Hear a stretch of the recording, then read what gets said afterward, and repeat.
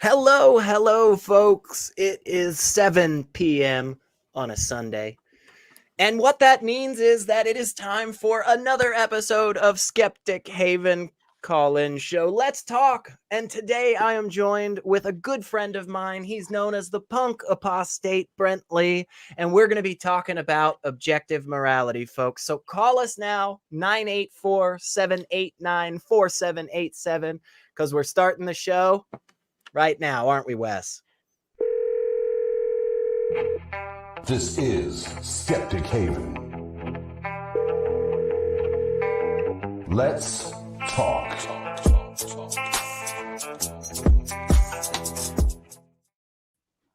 Woo! That always gets me pumped. I know, right? It's got a good beat to it, you know? It's one you can bounce to. Yeah.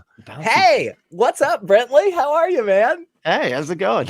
It's good. It is good. I am glad to have you on, man. There may be some folks out there who are not familiar with you, and I think that's criminal, personally. I won't be passing any laws, but tell them who you are, Brentley. What do you do? Why are you here? Why are any of us here? You know what? Never mind. Just tell them who you are and what you do. That's probably easier. Right on. No, yeah, I am well, my name's Brentley, and I do a show called The Punk Apostate, where I thought it would be a good idea if I could just make a dummy account and then just kind of like just go through all the fundamental, like the crazy extremist fundies and just see what they're saying. And and then just kind of make fun of it, because it's usually really silly. All in the name of trying to help people get over those old fears of fears of hell, demons, witches behind every corner, casting spells on everybody, all that type of perfectly normal stuff to be afraid of, right? So I try to mess around with it and have some fun, because I think laughing at those kinds of like beliefs and fears like that, it kind of helps go, oh yeah, this is nothing. This is not a big deal. It's nothing. Yeah. And I've actually hung out on your channel a couple of times with you as we're breaking down some articles or some videos and stuff, and there is some wacky beliefs out there. Did you come from a background in Christianity where you had those beliefs of like demons going around and fighting people, and like atheists are just demonically possessed or whatever, like watch out for Harry Potter because witchcraft, like is that something that was familiar to you? Oh yeah. I was homeschooled, so I wasn't allowed to. We weren't really allowed to do anything, really, but like no movies or anything, but especially anything that had any kind of spell, like anything like that. Like we used to do these book club things where you would read so many books and then you get like a pizza party. You know what I mean? One of those things.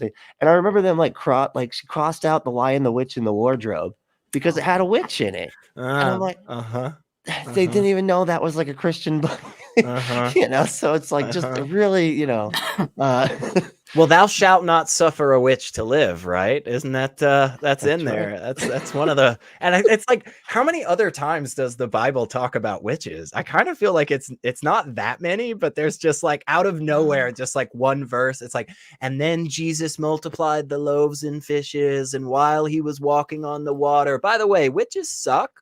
And then it just like moves on. Murder those people. I don't like something God wanted to put in like as an afterthought because he didn't remember to put it in with the rest of it. He's like, so we've got this, like, what do we do? We got the 10 commandments, right? We told them how to own slaves. We told them can't believe in any other gods. I feel like we're missing something. Witchcraft. Don't do that. I'd really like to be able to murder people I don't like and feel justified somehow. Right. If I can just right. If I could get a really good excuse for that, man. Well, that is how long have you, because it sounds like it was a very fundamentalist, very, very thought controlling environment you grew up in. How long have you been out of that? How long have you been away from that?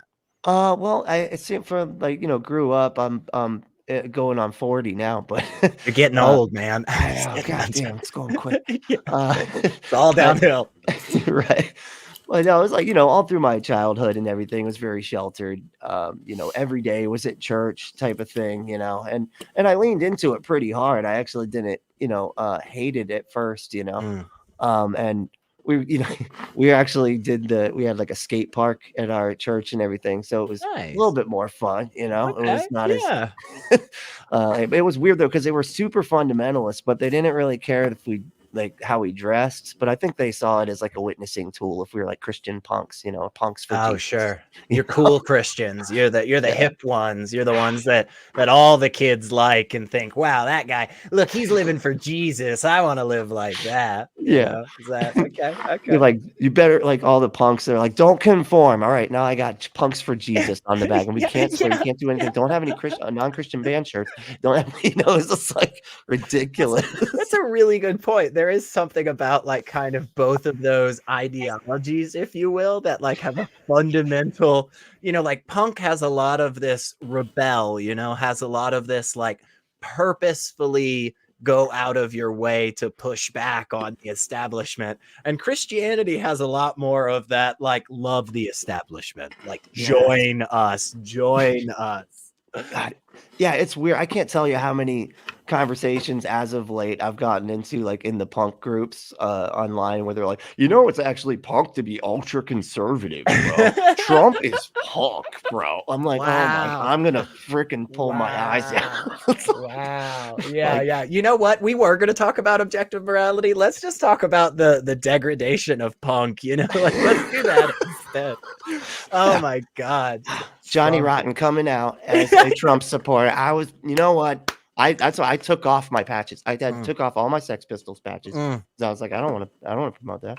Yeah, You I know? get that, man. I get that, honestly. And again, it's just totally, it's absolutely just clearly wrong, right? It's How just, could the billionaire? Yeah, how could It's like, yeah, he yeah. relates to the Yeah. punkers on the street. A The man Punko punks. who at the first sign of an establishment bump was just like, oh, I've always been a part of you, like I've always been in your group, like I Yeah, invented your group. And it's like, were you just like yesterday saying how they have all these corruption problems or whatever? Oh I gosh. don't. Oh my goodness. Yeah, no, it didn't need to make sense. It seems. It's That's, just like, what, unfortunately, that does seem to be a theme when it comes to the religious, which actually might bring us kind of to our topic today. So we're talking about objective morality. Now, I know this is something that not a lot of people out there in religious or non-religious spaces have thought about. It never comes up in conversation between believers and non-believers. Objective morality. Why is it important? Why the fuck does everybody keep talking about it, Brentley? I don't. I mean, it's really kind of frustrating because as far as I can tell, based on what the religious people that I've talked to mean when they say objective morality, it seems like it's so weird because they could not be, religious people could not be more subjective with their Mm, morality. You know what I mean? They're like, oh, okay, my doctrine, or my interpretation of my doctrine and my denomination and my religion, and and that's where the perfect objective morality comes from. And you're like, okay, but those are like 7 layers of mm. subjective, and then like, but it's subjective though. My morality is objective. I just don't see how they can get there that Yeah, way. You know what I mean? yeah. I feel that it's often used as kind of a more or less just a trump card, in the sense of saying like, oh, well, if you don't have objective morality, you can't have this conversation, like you don't get to participate anymore, right? And Right. it's not, it's just because the other side has already made the declaration that the only way to quote unquote win is to have objective morality. But that's like us showing up to play baseball, and then like halfway through the game somebody's like, oh no, see, it's actually not about how many runs you score, it's actually about how many laces you have on your shoes or something. It's like, wait, when the hell did that become the game? I didn't think that was, I didn't know that was part of the criteria to play here. But I don't know what is objective morality? Like what in your understanding when you have these conversations or you're reviewing, you know, some Christian nationalists spouting about how atheists are terrible because our morality is subjective. Like what are they getting at? What why do they keep bringing it up? Like, see, honestly, it's weird, and I've noticed that it's mainly just an emotional manipulation tactic, it seems, Mm, because they say, like, and if they reverse it, it's weird. So they're like, if a God, God has to exist, because if God doesn't exist, then there would be no objective morality. So if mm, somebody harms like a child or something in the most evil way, that's not actually bad. It's just your opinion mm. that it's bad. So you better believe in God. So, Interesting. that's Interesting. Yeah, no, I think that's right, man. I think that's kind of right how that often goes. And I have, you know, I have a handful of pushbacks. One that comes to my mind is, you know, if we all have the same subjective morality, doesn't that problem go out the window, right? Not saying that that's the case, but just saying like if what we're saying is that we have to have a standard outside of conscious agents thinking about it, right? And that's the only way that we get the answer. But if the comeback to that is, yeah, but all conscious agents do this, they all agree with this. That's not to say that it's correct, because that would be a, you know, fallacy, a population fallacy, right? right. But Yeah. it is to say at least the case is that everybody agrees with the subjective morality, right? Does that make sense? Am I off base with that, man?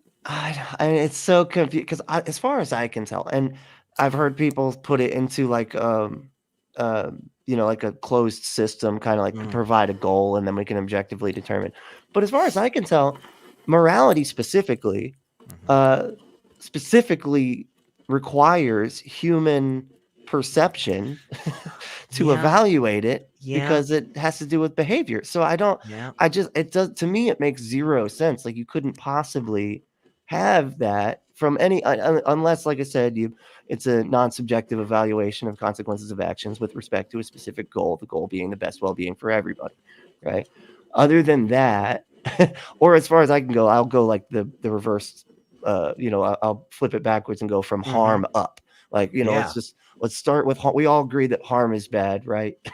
So because we are we've evolved to uh, seek pleasure and avoid pain. I don't know if we can Right. give everybody pleasure, but I think we can help each other avoid pain, right? Mm. So Well, I guess that's that could be objective. I don't know. yeah, yeah. And I think you touched on something that I often touch on whenever we have these conversations is like I've gotten more and more to the place where, you know, my response more often than not now when somebody talks about like, you know, objective morality or what's your grounding for morality and all this jazz. Like what I often say now is every system out there that I have ever seen, every construction of moral principles, whenever I hear anybody engaging in the conversation of morality, I always hear the discussion of well-being being brought up every time. Now, people don't always call it that, but people describe it in detail and they base their actions on that, right? Again, not exclusively sometimes, but it's always in the framework. And my argument is that that actually is the foundation. The well-being is actually how we ultimately it's the ultimate deciding factor for us whenever we're putting something in the category of moral or immoral. It's just that the vast majority, I'd even be willing to say all of them, don't apply the understanding of well-being in its full capacity, right? And I think a lot of times the religious systems of morals are the ones that apply it the least. Because it seems to me the reason I should do the things that God wants me to do is not for any objective reason, at the end of the day, it comes back to, I don't want to have the suffering of not following God's directions. And so if well-being is important when it comes to the decisions I make that only affect me, why wouldn't well-being also be part of the calculus when we make decisions that affect others? Yeah. Yeah, Well, go you're ahead. right, because they bring it up all the time. It's like they'll be like, okay, so, you think that hurting a child for fun is like evil, right? Mm, And I'm like, okay. And they're like, that's objectively evil. And I'm like, okay, but you would also say that drawing a pentagram on the floor and lighting some candles and asking to yeah, talk to a goat demon yeah, is also objectively evil. So it's right, hard to right, take you seriously. I mean, yeah, that's of course bad. We can all agree that's bad. But what about the right, demon thing? Well, that's you right. guys, you know what I mean? It's Yeah, hard to. and that's a really good point, because it's like it seems like so many of the times, and not 100%, of course, y'all, but so many of the times, like when we really can make progress in this conversation, like all of the most absurdly heinous things out there, like the vast majority of people, religious or not, come down on the sides that we're all expecting and hoping people come down on, more often than not. Like, again, not absolutely everybody, because then obviously we wouldn't have some of the problems that we have in the world right now. But Right. like, very, very rarely have I ever been in a conversation with, a Christian, a Muslim, Hindu, doesn't matter, where they answer that question of torturing babies for fun, with anything other than yeah, of course that's bad, Like, I and don't know, it's it could like, be all right sometimes if yeah, I'm in the yeah, mood. I don't know, right, while I'm like, in town wanting to and so hurt some again, kids. we find ourselves in this boat where it's like, I mean, literally, we're both sitting currently in a boat in the middle of the ocean, and you're telling me, like, yeah, but you know did you really have an objective way of getting here? And it's like, well, what does that matter? We're both in the boat now, right? Right. Like, whether I flew here, whether I rode a fucking electric scooter, doesn't matter, because we are both currently literally in the same boat. You think the same thing that I do. Now let's see the consequences, let's see how that plays out, because I think that's one thing that we don't look at oftentimes when it comes to these discussions, is we look at the beginning principles and we look at the foundation and the grounding and all that good stuff. But even if we have all of that, we could still have two systems that are exactly the same in their beginnings, right, in terms of foundation, and still have radically different consequences, radically different outcomes. And I think to just blind ourselves to one side of that conversation is problematic. I mean, you made a great point where it's like, you got these religious people that are like, yeah, of course, torturing babies for fun is bad. But then they also say drawing pentagrams is bad. And it's like, well, see, there seems to be a conflict there, man. Kind of loses its power when It, you're it, like, yeah, these two things are the same. it You know, does. it's Yes, like- I agree. When you put two radically different things like that on the same level, it definitely makes it seem less important. But we already have a caller, Brentley. So Oh, let's go chat with Sven, they, them, giving us a call from Washington. You've got some thoughts, Sven, on objective morality and absolute morality and just morality stuff in general. So what's up, Sven? Good to talk to you again. You're chatting with Brentley and SR. Good Sunday, Brentley and SR. Yeah, Hey. love to talk yeah. again. I believe SR knows morality is one of my favorite subjects. Mm-hmm. Me grounded in believing in a soul, actually. But I heard most of the call. I was with the call screener for a little bit. But would you? I guess I could start off with asking: would you agree that like objective morality isn't just a theist thing? Like there are atheists who also hold Of to course. objective morality. Of course. Yeah, I don't think objective morality is something exclusive to a religious belief system. I think you can have it without a deity. I think you could have it with multiple deities. It isn't something that is confined to a single ideology or group. That's my thoughts. Brentley, what do you think, man? Yeah, absolutely. I just think we get there for different reasons, Yeah. Yeah. And some people will put it in the well-being spectrum, or some people will put it in the best possible universe system. But yeah, I feel like it has to be in some kind of closed system, though, right? Like some type of like goal-oriented system. Yeah, I think that makes sense. Yeah, certainly. I just often hear this dichotomy that like theists believe in objective morality and atheists believe in a subjective. But I actually wanted to ponder some thoughts on you guys with objective morality, and if you think that there could be an atheistic worldview that could hold to that, where with absolute morality, it's that every action in itself is the evil thing, not its outcome. It's like intent is what matters in an objective or a subjective morality, but it's the outcome that matters in absolute morality. And I think like with psychology, we can see that even people in the military that kill, they're not murdering, but they are killing, and that takes I would say it takes a toll on the soul, but in psychology, you could say it takes a toll on one's mental well-being. Are there any thoughts on that, how absolute morality could apply to an atheist worldview? Yeah, I give us, because I think there was a good bit of stuff there that I agreed with. I think there is a difference between killing and murder. And really, it doesn't matter which one you're doing, because both of them will take a toll on you. If you want to take a more soul-based approach to that, if we want to take a more mental health, it can be physical though too as well, right? So yeah, I think I'm with you on that. Could you maybe flesh out a little bit the differences in your eyes between absolute morality and objective morality, just so we're all on the same page? Yeah, so to me, objective morality is about intent. What is someone intending to do? And absolute morality is more about impact. What is actually done? Okay. So with it's absolute morality, every action is always evil. Whereas with an objective morality, like you said, you think there's a difference between killing and murder. Whereas like to me, an absolute morality with a soul-based, theist-leaning belief, I would think that all killing is wrong, and murder is just a legal thing that makes us feel better. okay. So I think So that would be the difference between absolute and objective or subjective. Like you could separate murder and killing, but to an absolute moralist, you're always taking a life. So they're the same thing.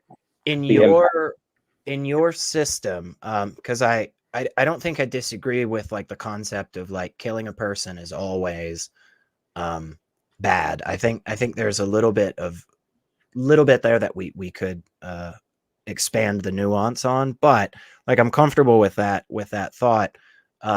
But what I would ask then is there a scale, or are they literally on the same shelf? Because I think that's deeply important. If what we have is both of those things are exactly equal, murder and killing, then I think we have a massive problem. If what you have is a scale where you say both of these things are technically on the side of the scale that is bad, but this one is deeper into that badness, then I have questions. So would you say, with that thought of, taking a life is always bad, would you say that there is any difference in your eyes, more moral, more immoral killing versus murder?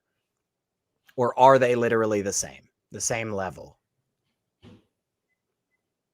Oh, they would be literally the same level. But people, from what I've seen, absolute moralist is about like perfection, and no absolute moralist is going to say that we live in a perfect world. But I don't even think we have to go to that level yet, because I think if you're putting those two things on the same level, then you are ignoring a massive part of what you care about when it comes to morality. Whether it's objective, subjective, absolute, doesn't matter. I don't think there's a single moral system out there that I've ever heard of that absolutely only cares about consequences or only cares about intentions. And I think I think, once again, blinding ourselves to one side of that equation, the beginnings or the ends, leads to a lot of problems. And I'll shut up for a second because I want to hear what Brentley has to say. So, Yeah, I mean, it's an interesting. I'd never really thought about it separated that way. I mean, I do I do acknowledge like consequentialism quite a bit because I feel like that that matters quite a bit, and obviously the impact, right? And if somebody intends to do something but doesn't do it, I mean, I guess that would be on the spectrum of like moral, but immoral thoughts. So that's where it gets complicated. As far as like the like murder and killing goes, I think that you can say that there are like you said, like murder is always harmful, which is where I draw my moral standards from is harm. However, I do think there is times when that kind of harm is justified, but you'd have to quantify the amount of harm that that person would cause, Right. and kind of go in that direction. When it comes to like putting like the capital punishment, I'm obviously very against that because our system's way too flawed for that shit. Yeah. But, Yeah. What do you think on that, Sven? Yeah, I would. If I hopefully this will use some clarification for it. But like, I don't know what you would label justice and courage, but these things do exist to absolute moralists, at least in a Platonist viewpoint. It's just that they aren't morals. They are things that we have to accept. We need to engage in an imperfect world. So, like, I do accept that there are legal terms of murder because we do have to enact justice here because it isn't perfect. So, until there is a perfection world, justice has to come into effect. And so I'm not just wiping away that justice isn't a thing because I conclude that all his acts are equally bad. Yeah, I think I'm following with you, Sven, but I don't think my objection has to do with justice, right? I think my objection has to do with a system that seemingly says no matter how we got here, because the outcomes are the same, it has resulted in the death of a human being. Both individuals are equally culpable. Both individuals are equally problematic. That's where I That's seem to have the problematic. issue. A judgment thing. Say again. Problematic is like justice, that's a judgment thing. So problematic in my sense is related back to harm and well-being. And so what I would say is that this system, the principles in this system, I think ultimately result in more harm because what we're doing is we're ignoring the intentions of whatever conscious actors. So like let me maybe if I come at it from this angle, it might be different.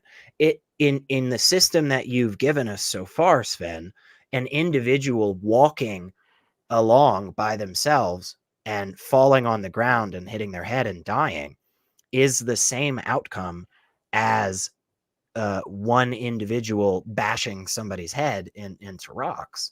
It's the exact same outcome, but those two actions are clearly not the same.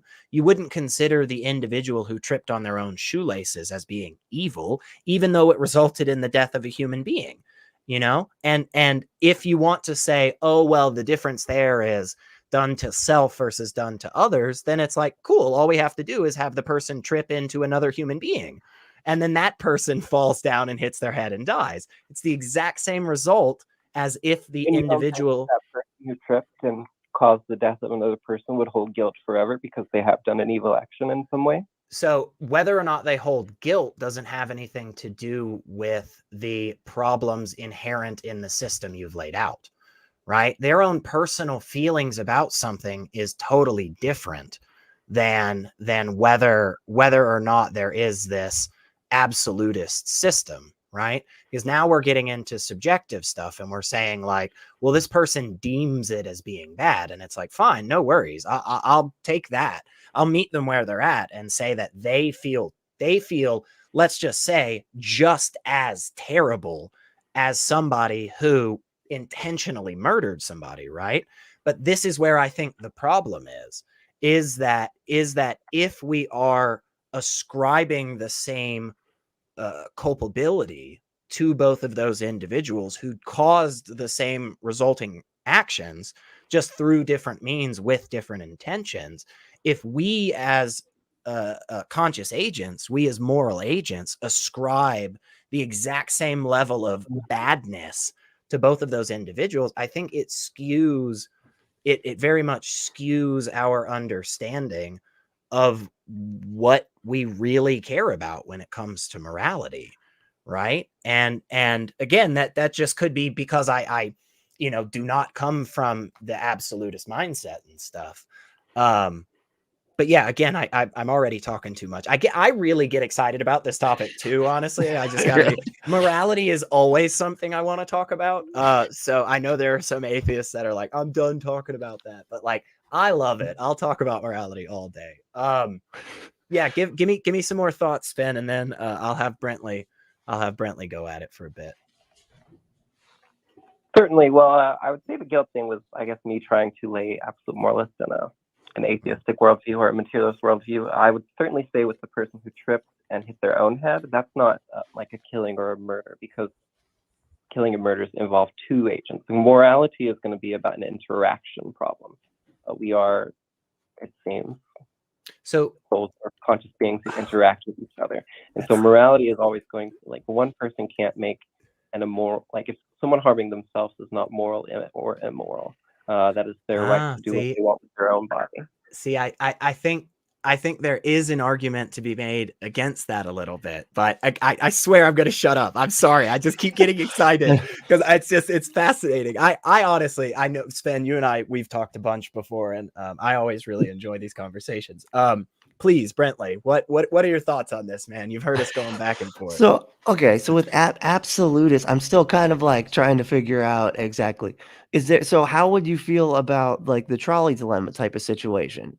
You know what I mean? Does that calculate into it, or is it just because the outcome is fewer people and that's what makes it? Going to be, are you talking about the typical one where you, instead of letting 5 pass, you only allow 1 to get hit? Yes, but you like change the track, so you technically are responsible for killing that one person. Right. You would be doing an immoral thing, because instead of the impact of whoever calls 5 lives to be taken, now you were taking it into your hand to eliminate 1 life. There's definitely, in an imperfect world, room to make judgment calls about which is the best option to take. But yes, you would still be causing a murder. Huh. So you wouldn't see it as saving lives, you would see it as causing a murder. Interesting. It also brings up, because you've brought this up a couple of times too, and more. I think one of the first times you brought it up, Sven, was when you were talking about justice. You seem to accept that, or let me rephrase. Let me ask you: do you accept that, at least in your framework of absolute morality, that we currently don't achieve that standard? And then, just to follow up with that, B, do you think it's possible that we ever achieve that standard? Like, it seems like you've granted the we live in an imperfect world right now, and we don't achieve the perfect standard of absolute morality, at least, right? Yeah, classical Platonism, most Platonists would hold to the world of the forms is not accessible and can never be accessible to a material world. Okay. So the opposite. So then what that leads me to is the idea of pragmatism. And it kind of sounded like you were granting that a little bit with Brentley just a second ago, about like, yeah, there's a little bit of like judgment calls that have to be made, because then I would go back to, how are you making those judgment calls? And I think what we'll discover is that it has to do with well-being. It has to do with the ultimate well-being at the end of the day, is how we're going to then actually get the nitty-gritty nuance figured out. If we know we can never live up to the absolute system, right? And we accept that we have to make judgment calls in this imperfect system we have, it sounds like we need a criteria to make those judgment calls, a criteria that I would imagine would have to be absolutist. It would have to be all encompassing, right? In this framework. And again, it seems to me there that we go back to the discussion about just calculating well-being, more or less. So yeah, what are your thoughts on that, man? Yeah, I would not deny, that at the end of the discussion, we always come back together. I would not deny that we are existing in a set, but existing in a set does not take away the fact to an absolute moralist that evil is evil. Just like in chess, if we're playing chess, there is an innate queen. A queen has a property. Now, are we always playing chess, or do things exist outside the set of chess? Yeah. But to an absolute moralist, just because there's a set doesn't change the fact that harming, impact, evil actions are always evil. We just extend it outside of like the set. Does that make sense? Okay. We're saying that the set is representing this property, and that Okay. just because we exist in the set doesn't mean the property is only in that set. It's just how we examine it. Okay. So I think I'm following again. I think I am. I could be missing some stuff here, but it seems so like the statement you made about like evil actions always being evil. I don't disagree with that, and I don't think you're going to find in a subjective understanding or an objective understanding that is contradictory, right? I think what you have though is in the objective or in the other frameworks for morality, how we navigate the actions and the thoughts that we have, again, granting this imperfect world of some kind, right? I think what you have is a more, I don't want to say like open, but a more upfront recognition and dealing with those judgment calls that you mentioned, right? With an absolutist framework, it just seems harder to me to actually be able to get to the nuance and the nitty gritty. And it seems like with a subjective or an objective morality, you've got, because again, objective morality, I think you can have objective morality without any type of deity or spiritual anything.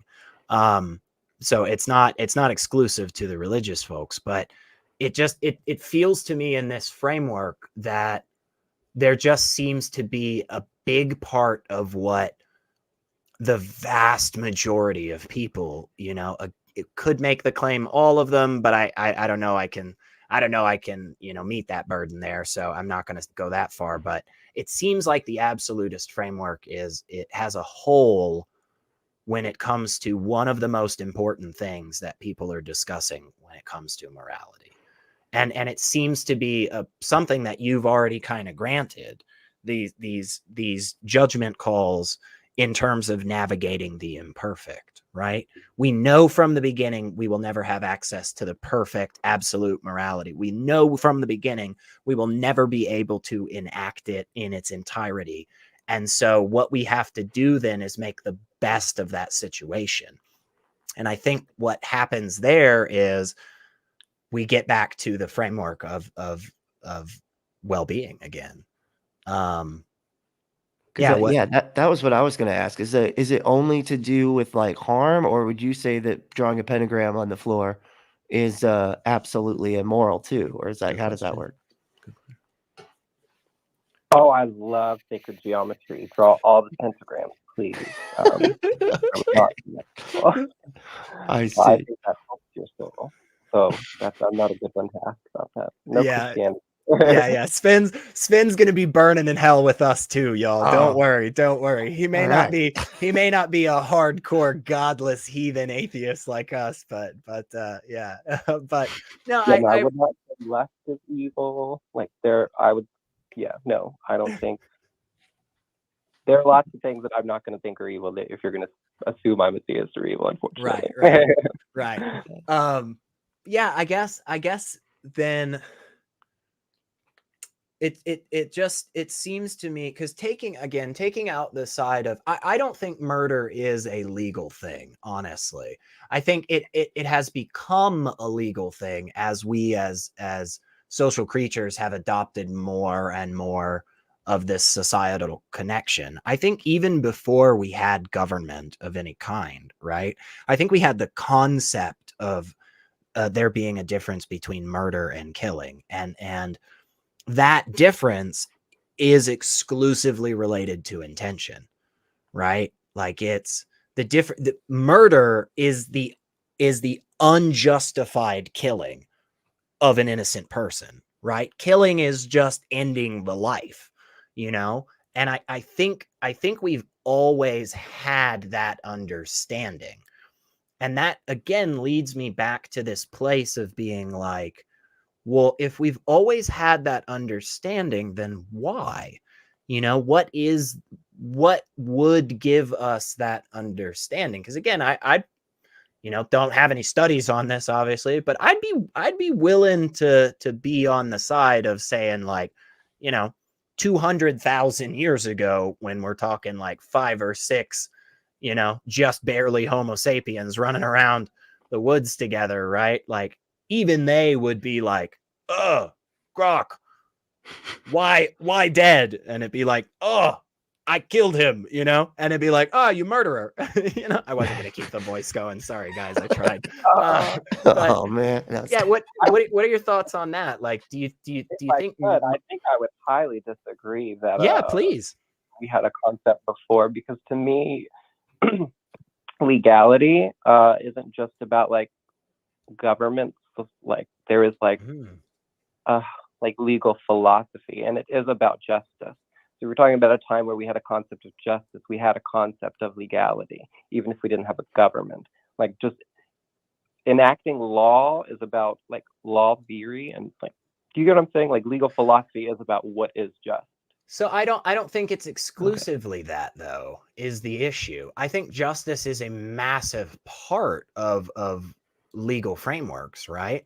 But like, and I agree that we had I agree. I think you're probably right there, which is that the reason we had a concept of murder, before we had, governments and voting and all that shit today is due to this idea of justice. Again, that goes back to the unjustified killing of an individual, right? Like that seems to me inherent, but I don't then make the connection that laws and the legal system is entirely focused on justice. Exactly. I think there are other aspects that are very important as well. And again, I would say one of the big things that's in part to that, because like I wouldn't say that like defense is necessarily justice. We're talking about somebody being able to protect themselves before any action has been done against them. We're talking about somebody taking the necessary steps before any bad actions come along, so as to be better prepared for those bad actions. And I think one of the most important things that a legal framework does of any kind is protect its citizens. Definitely when we get to a formalized government. Yeah, please. I would say most places it's illegal to set up booby traps. In like a small example, it seems like you're talking about booby traps are legal because it's so much trying to do self-protection. So is that what you're leaning towards? Was I reading you correctly? That thought wasn't exactly in my mind, but since you brought that up, I can kind of springboard off of that. So in most states in the United States, I'm not going to say all because I haven't, seen all of the laws, but I know in Tennessee, at least, for instance, even in Tennessee, right, which I'm pretty sure we're a stand your ground state. We have all those pretty ridiculous laws, but like you're not allowed to just set up booby traps that cause immense amount of harm to people. Like you aren't. And the reason that you're not allowed to do that is because of the ultimate decrease in well-being. If we allow citizens to just constantly maim and kill each other at the slightest possibility of any risk to their own well-being, then we live in a society that is essentially anarchy, right? We're just all going around constantly killing each other because somebody walked up close to us, right? Stepping onto somebody's property is not necessarily a direct threat, right? It isn't in the slightest. Oh, I agree, but I Right. thought in your example you were saying that setting up defense is justice. No. I was saying setting up defense is not justice. I was saying I think that is a core factor when it comes to legal systems, that legal systems are not entirely focused on justice. Right. That's what I was saying there. You had mentioned that. Oh, so you're objecting to the fact that there are criminal lawyers. We're talking about those. Like, that isn't about justice. Someone defending an not. I don't even think in that sense. I think in the sense of like, let's take it this way, which is a group of people live in the an environment where the majority of the environment around them is unpalatable to live in without some type of structures, right? Some buildings of some kind. The elements will just make our teeth chatter too much, or whatever, right? And so what you have in a legal framework is an idea of certain, let's just say, actions or ideologies that you can and can't do because it would put us in a place where we are now more more at risk of the elements versus less at risk of the elements, right? So like, for instance, we build these houses, we build these structures, we're staying indoors because it's cold and shitty outside.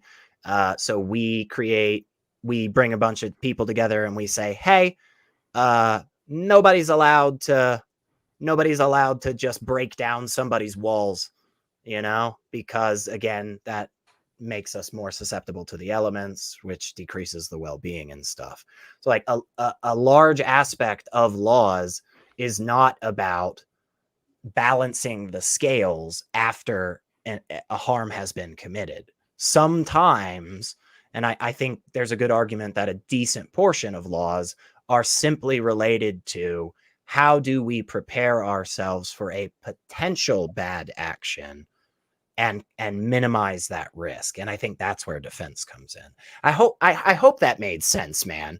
I hope some of that made sense at least, right? I think you're trying. Yeah, were you? I think there's a lot of legal theories about deterrence, criminal deterrence to society to doing. Yeah, I'll take the word deterrence. Yeah, I'll take the word deterrence there. Okay. Unfortunately, that sent my mind a lot of directions, because I think a lot of that got into property law, and it does probably a little. I think that's probably fair. And feel free to rein the conversation in a little, Sven, because I think this gets very broad very quick. But yeah, please go ahead. I was gonna say real quick too, just would in this same kind of thread, would hoarding resources then become immoral? And you're say there was a wealthy person and there's people starving down the street, would that interesting? Oh yeah, that's why I've been in therapy for so long. I think every citizen of a society is responsible for anyone that's unhoused. If we know that a certain things are necessary for freedom of life, liberty, and the pursuit of happiness, then it is part of that society's job to make sure everyone has, at least in America, what we call those three functions. So would you consider it? Would you consider it an evil action? Like currently, as it appears just on screen, Brentley looks like he's in some residence of some kind. I am too. I can tell you from my end, it's not a mansion, but it's definitely four walls and a roof. There is a insanely increasing unhoused population in my city. In the last 3 years alone, we've seen 3-digit increases. So is it an evil action in the absolutist sense that I am not housing those individuals? Does it go that far? is what I'm wondering. Yeah, I think it's evil that I own a iPhone and a Switch. Both cost over $100 because I could have spent money to help other people. But we live in an evil world, and one of the things that can help a soul be happy in this evil world are material things and community. So sometimes we have to spend money on things that boost our well-being because the government and the 1% are not sharing their wealth. So I don't think it is like, I don't think you are, I think it's a necessary evil that you own a home while other people can't. But I think other people are responsible for fixing that. I don't really hold you responsible for fixing But why? that. Does that make sense? I think it does, but it just Why? leads me to ask why. Why am I not evil? You know, because look, I'll just be honest with you, man. You know, they're not the most expensive LG monitors in the world, but I've got 2 monitors right here in front of me. You know, I don't need 2 monitors to do this show. I don't need it to do all the stuff I do online. Like, but I spent the money to buy that second monitor and the second cable when I absolutely could have taken that money and done lots of other actions that are absolutist good, giving to those that are in need and stuff. Why am I not evil then in your system? You are. That was an absolute moralist evil action to take. I just said I did an evil action when I purchased this iPhone.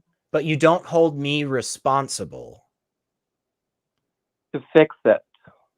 Like, you aren't responsible to fix the homeless person. But because I look at the scale and I like who should be culpable in this world? Who has the resources to fix it? Like, because I honestly, if you look at it, if you were to try to spend it, you would not be able to help a significant portion of the unhoused population.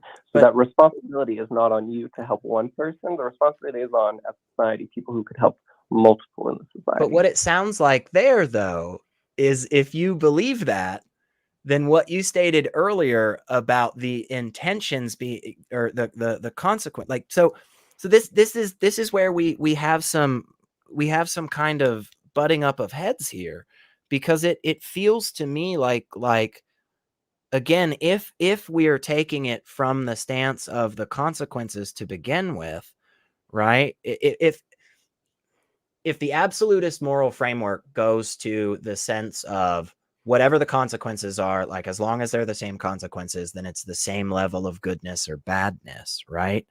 Then it just feels to me that it falls apart real quickly when we actually try to live in the imperfect world. Because if we don't include intentions as part of our actions, then what we're saying is we're saying the person who kills 10,000 people, like, because they woke up one day and said, I'm just going to start slaughtering people, that person sits on the same level of evilness as the person who accidentally knocked a bottle over that caused a chain reaction that resulted in a button getting pushed that dropped a bomb that killed 10,000 people. And it just, or a doctor, wouldn't it? I Like, wouldn't a wouldn't doctor agree. trying to save people? that's a much better analogy, Brentley. Yeah. You've made a couple of accidental things, and I'm not going to say that those are the impact of that person. And this example is better than the 2 people trip, because if someone knocks over a bottle and that bottle hits a ball and that ball rolls onto a button that sends off a nuclear weapon. Some crazy, like, improbable Rube Goldberg, but still, yeah. It's not the cause of that person that did that. Like, that person didn't make the action to kill those people. That person, but they did. They did the action. They didn't have the intention. That was sort of the thing. Right? Yeah. That was exactly. They did do the action, but they didn't intend. I'm sorry, go ahead. I'm telling you, they didn't cause that impact at all. Yeah, see, I don't know how you get to that. If that nuke was there, would they have done that? If it wasn't there, had they have done that? If the nuke wasn't there, that consequence is taken off the table entirely, of course. But if the individual had never knocked over the bottle, it's also taken off the table. You see what I'm saying? And so that just seems like we're level there. That just seems like we're in the same boat again. And it's like, well, No, yeah, of course. If we not can, at all. I don't see how you can say. I don't see how, like, with the confusion about if one person has the impact that murders someone with a knife, with a rock, whatever, that is different than someone who trips and they knock over a ball that rolls and someone falls and hits their head. because The the reason that I'm equating the The two ball rolls is simply ground. because of you stating that the consequences are the only thing that matters, and that the intention that led to those consequences doesn't. And that's the reason that I'm saying they're analogous, that they're on the same level, is just because in past questions of this call, you have said that these things are on the same level because of the resulting consequences. But I wouldn't hold that person culpable because there are other factors. They're not. Yeah, the but I sole think factor. that's just I just Sole think factor then like you're killing just one not person following killing your another system. person. That's where the problem comes in, is Well, that the then you're impact of just the not killing is following your one system. person. Sorry, go ahead. I don't think it is a flaw in the system because the impact was not of the person. The impact was of other factors. Yeah, but then that just seems to go The against factor is that the understanding. I agree with that. If the nuke wasn't there, if the bottle wasn't there, if the person never existed to begin with, but then again, that just feels to me like what you're doing there is you're saying that despite the grounding of this system being the resulting consequences and nothing else, you're now allowing in all this other else. And that's where my issue is. No, if you because say it's the action, the impact of the action, and the action of the person tripping was hitting a bottle. So they do not have the action of killing someone.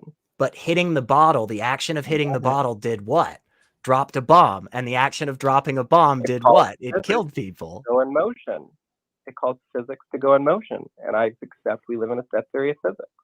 And it calls a nuclear to go off that was made by a scientist who made a massive weapon of destruction. There's so many other actions involved. It was the scientist. It was that mother with the, that made the thing, he started it. Yeah. So we're Sven, we're like an hour into the show, man, and unfortunately I'm gonna have to let you go. I always really enjoy having conversations with you, man, because even though we disagree on a bunch, I do think oftentimes we're able to expand on our thought process. We're able to explain to each other. And again, even though I feel like every time we leave these conversations, we've been like, yeah, I just totally disagree with you, SR. I just totally disagree. I still think we have good conversation, man. And I'm always glad that you're out there and willing to call in and give your thoughts. You have anything else you want to say before we wrap it up and let you go, man?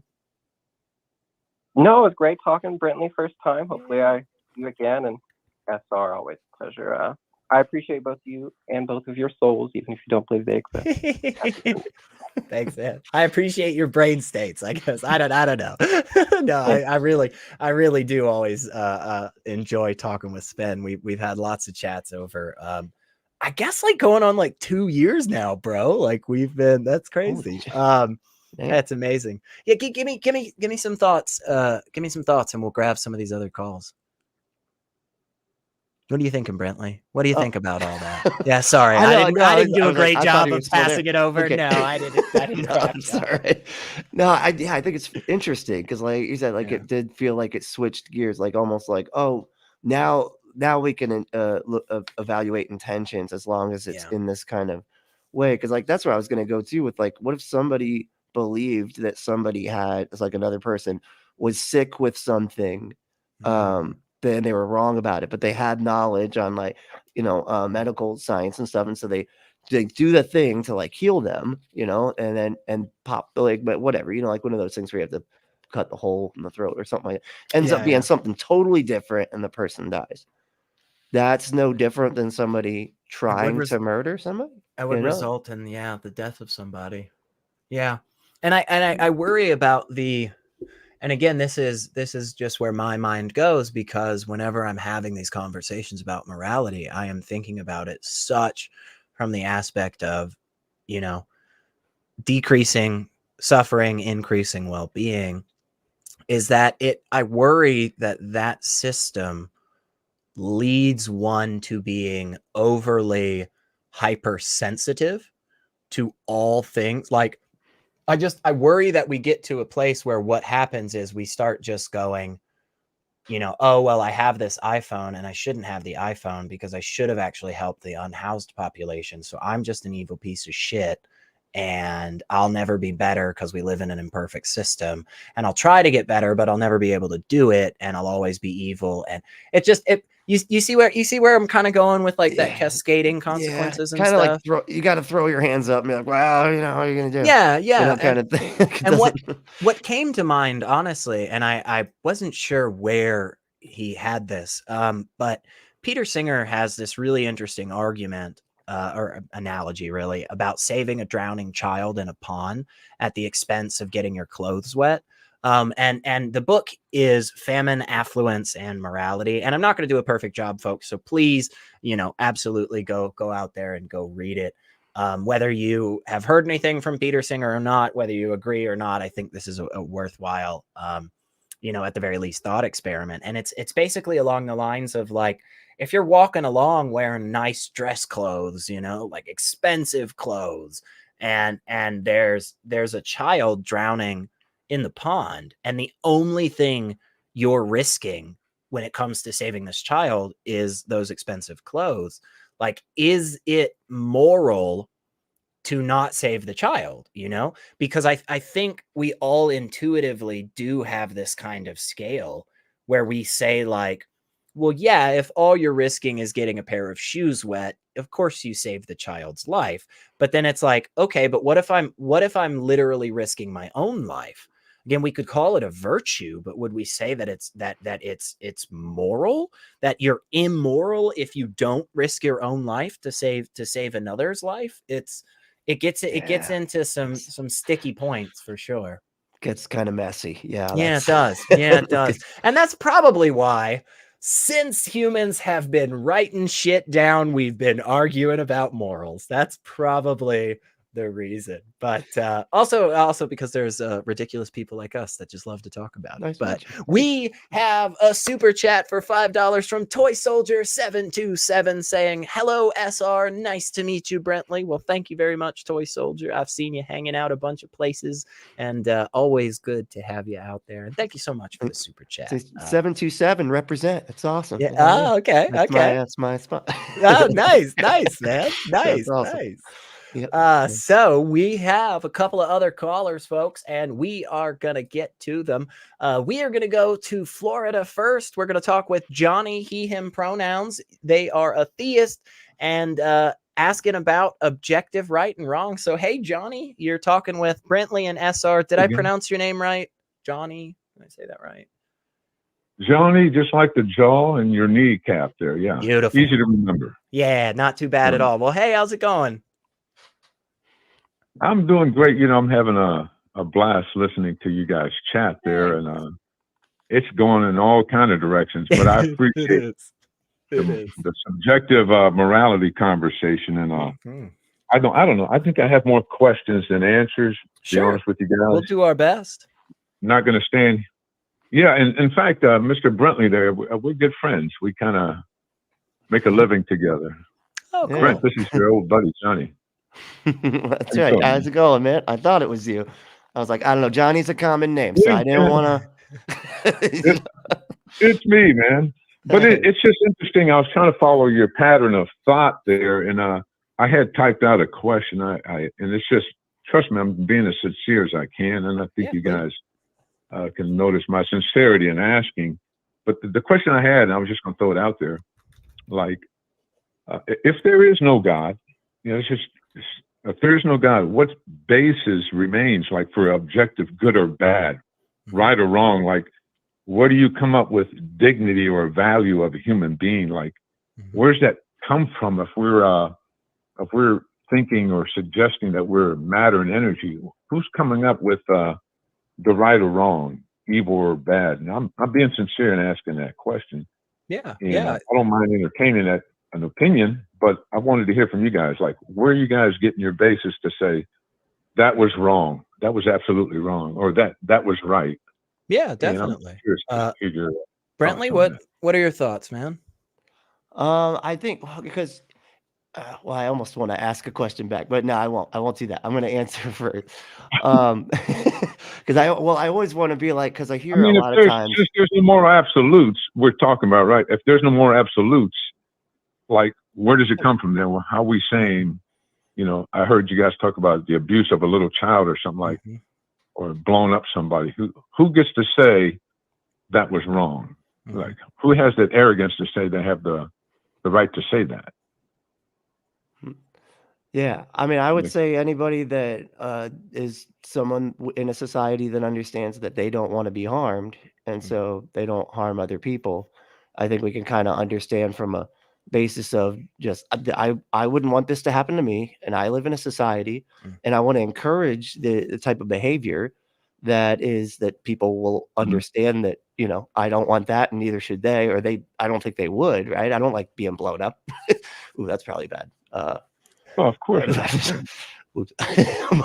but you know, if like, I'm just saying, I guess maybe further expound on that. Like, I'm trying to understand, you know, have we really evolved that far? Like the 20th and 21st century. I mean, millions and millions of people have been killed by people like Mao, maybe like Hitler, a Mussolini.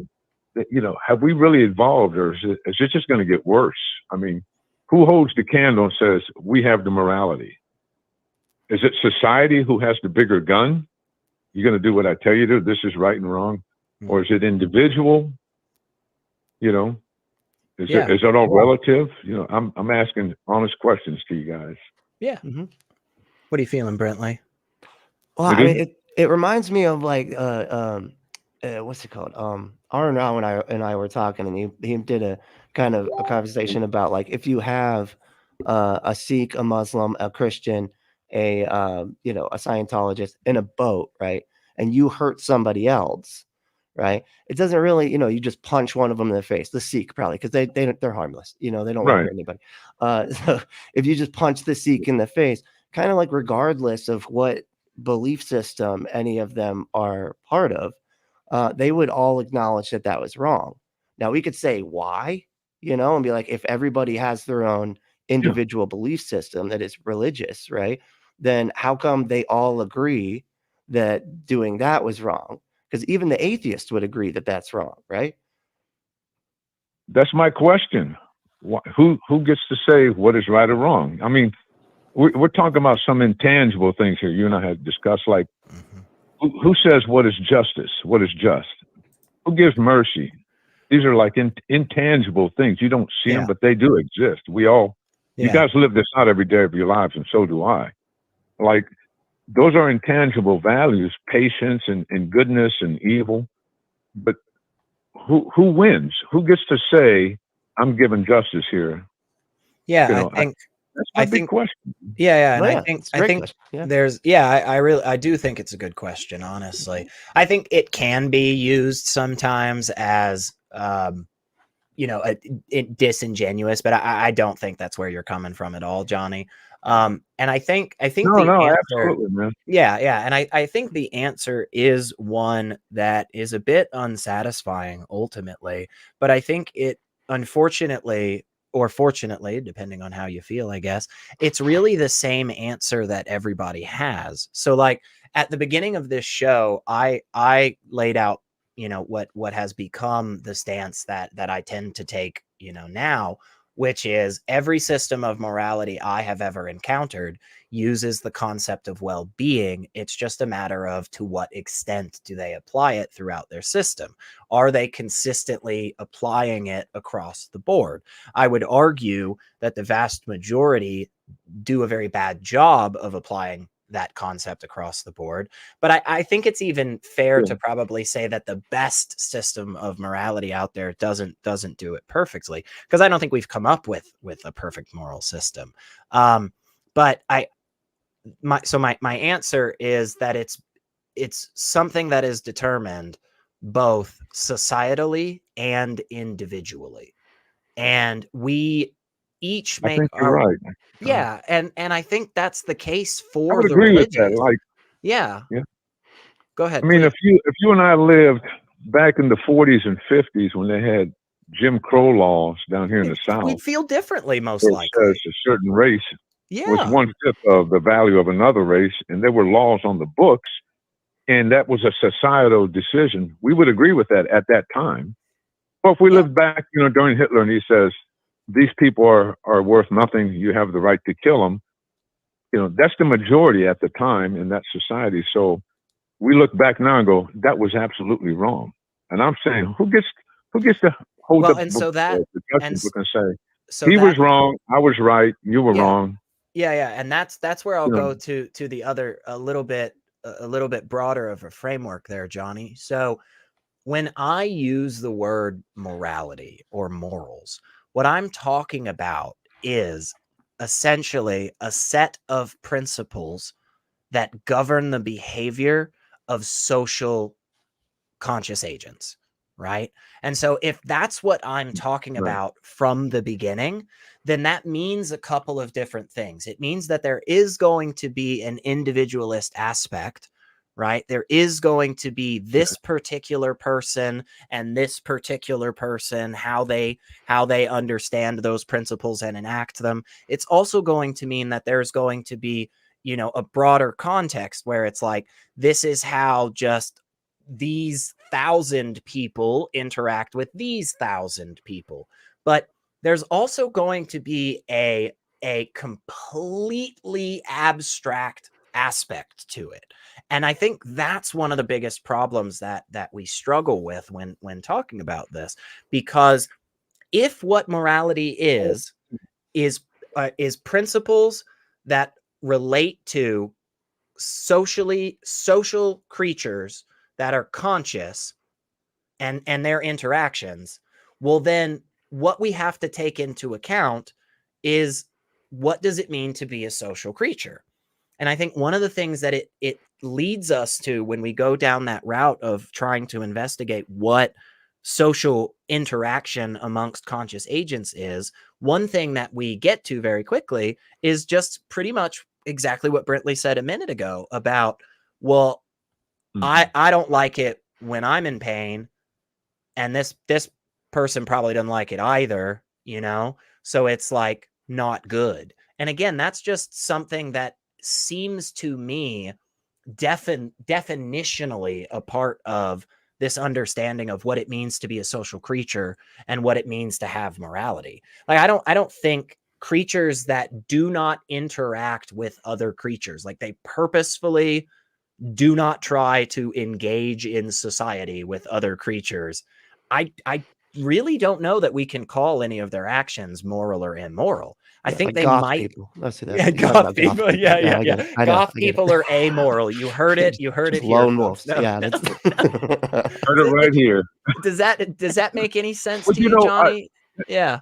It makes some sense. Absolutely. No, I'm listening to what you have to say, but it's hard to have this conversation and not add, how can I say, like, I'm a theist, I'm not preaching the Bible or any particular God. I'm just saying something outside of humans, something, a mind outside, prior to the mind of a human being. Like, if you can just hear this statement, like, if there is, how can I put this that makes any sense? If there was some type of mind prior to the human mind, who defines what is right and wrong, and I'll try to give you a little illustration. I was explaining to Brent the other day, and just a hypothetical, like when you come to a red light, you stop your car, you put your foot on your brake, and then you got your foot on your brake, and somebody pulls up next to you, and you're sitting there, and all of a sudden you see that car next to you moving, like rolling back, and what's your first knee-jerk reaction? You step on your brake harder. You think you're moving, but he was rolling back. You ever had that happen to you? Sure. I think all of us have. So you step on your brake harder and you thought you were moving, but you look for some point of reference. You look for something that is stationary, like a tree or a building. Sure. And now you have some point of reference to look to that doesn't move, doesn't change, if that makes any sense. But yeah, I think it does. I think we hold the moral standard, like, and it's always a moving target. Like, yeah, 40, 80 years ago was illegal for a black person to marry a white person.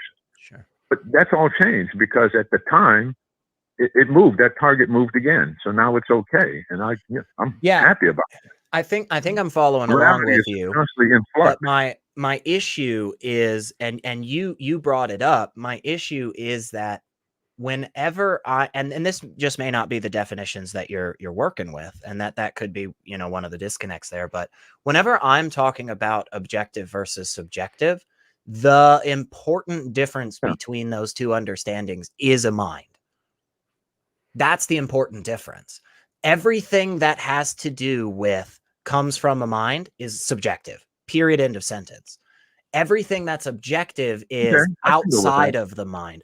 And so then the problem becomes, if where we're grounding our morality is in what is essentially a immaterial mind, it sounds like we don't have objective morality in that sense. It sounds like we're still in a subjective framework that may have more punch to it, may have more grounding. I'm willing to go all of that, but it still sounds like, under that understanding of subjective versus objective, the religious God grounded morality still is in the boat of subjectivity, because epistemology would throw a wrench in that.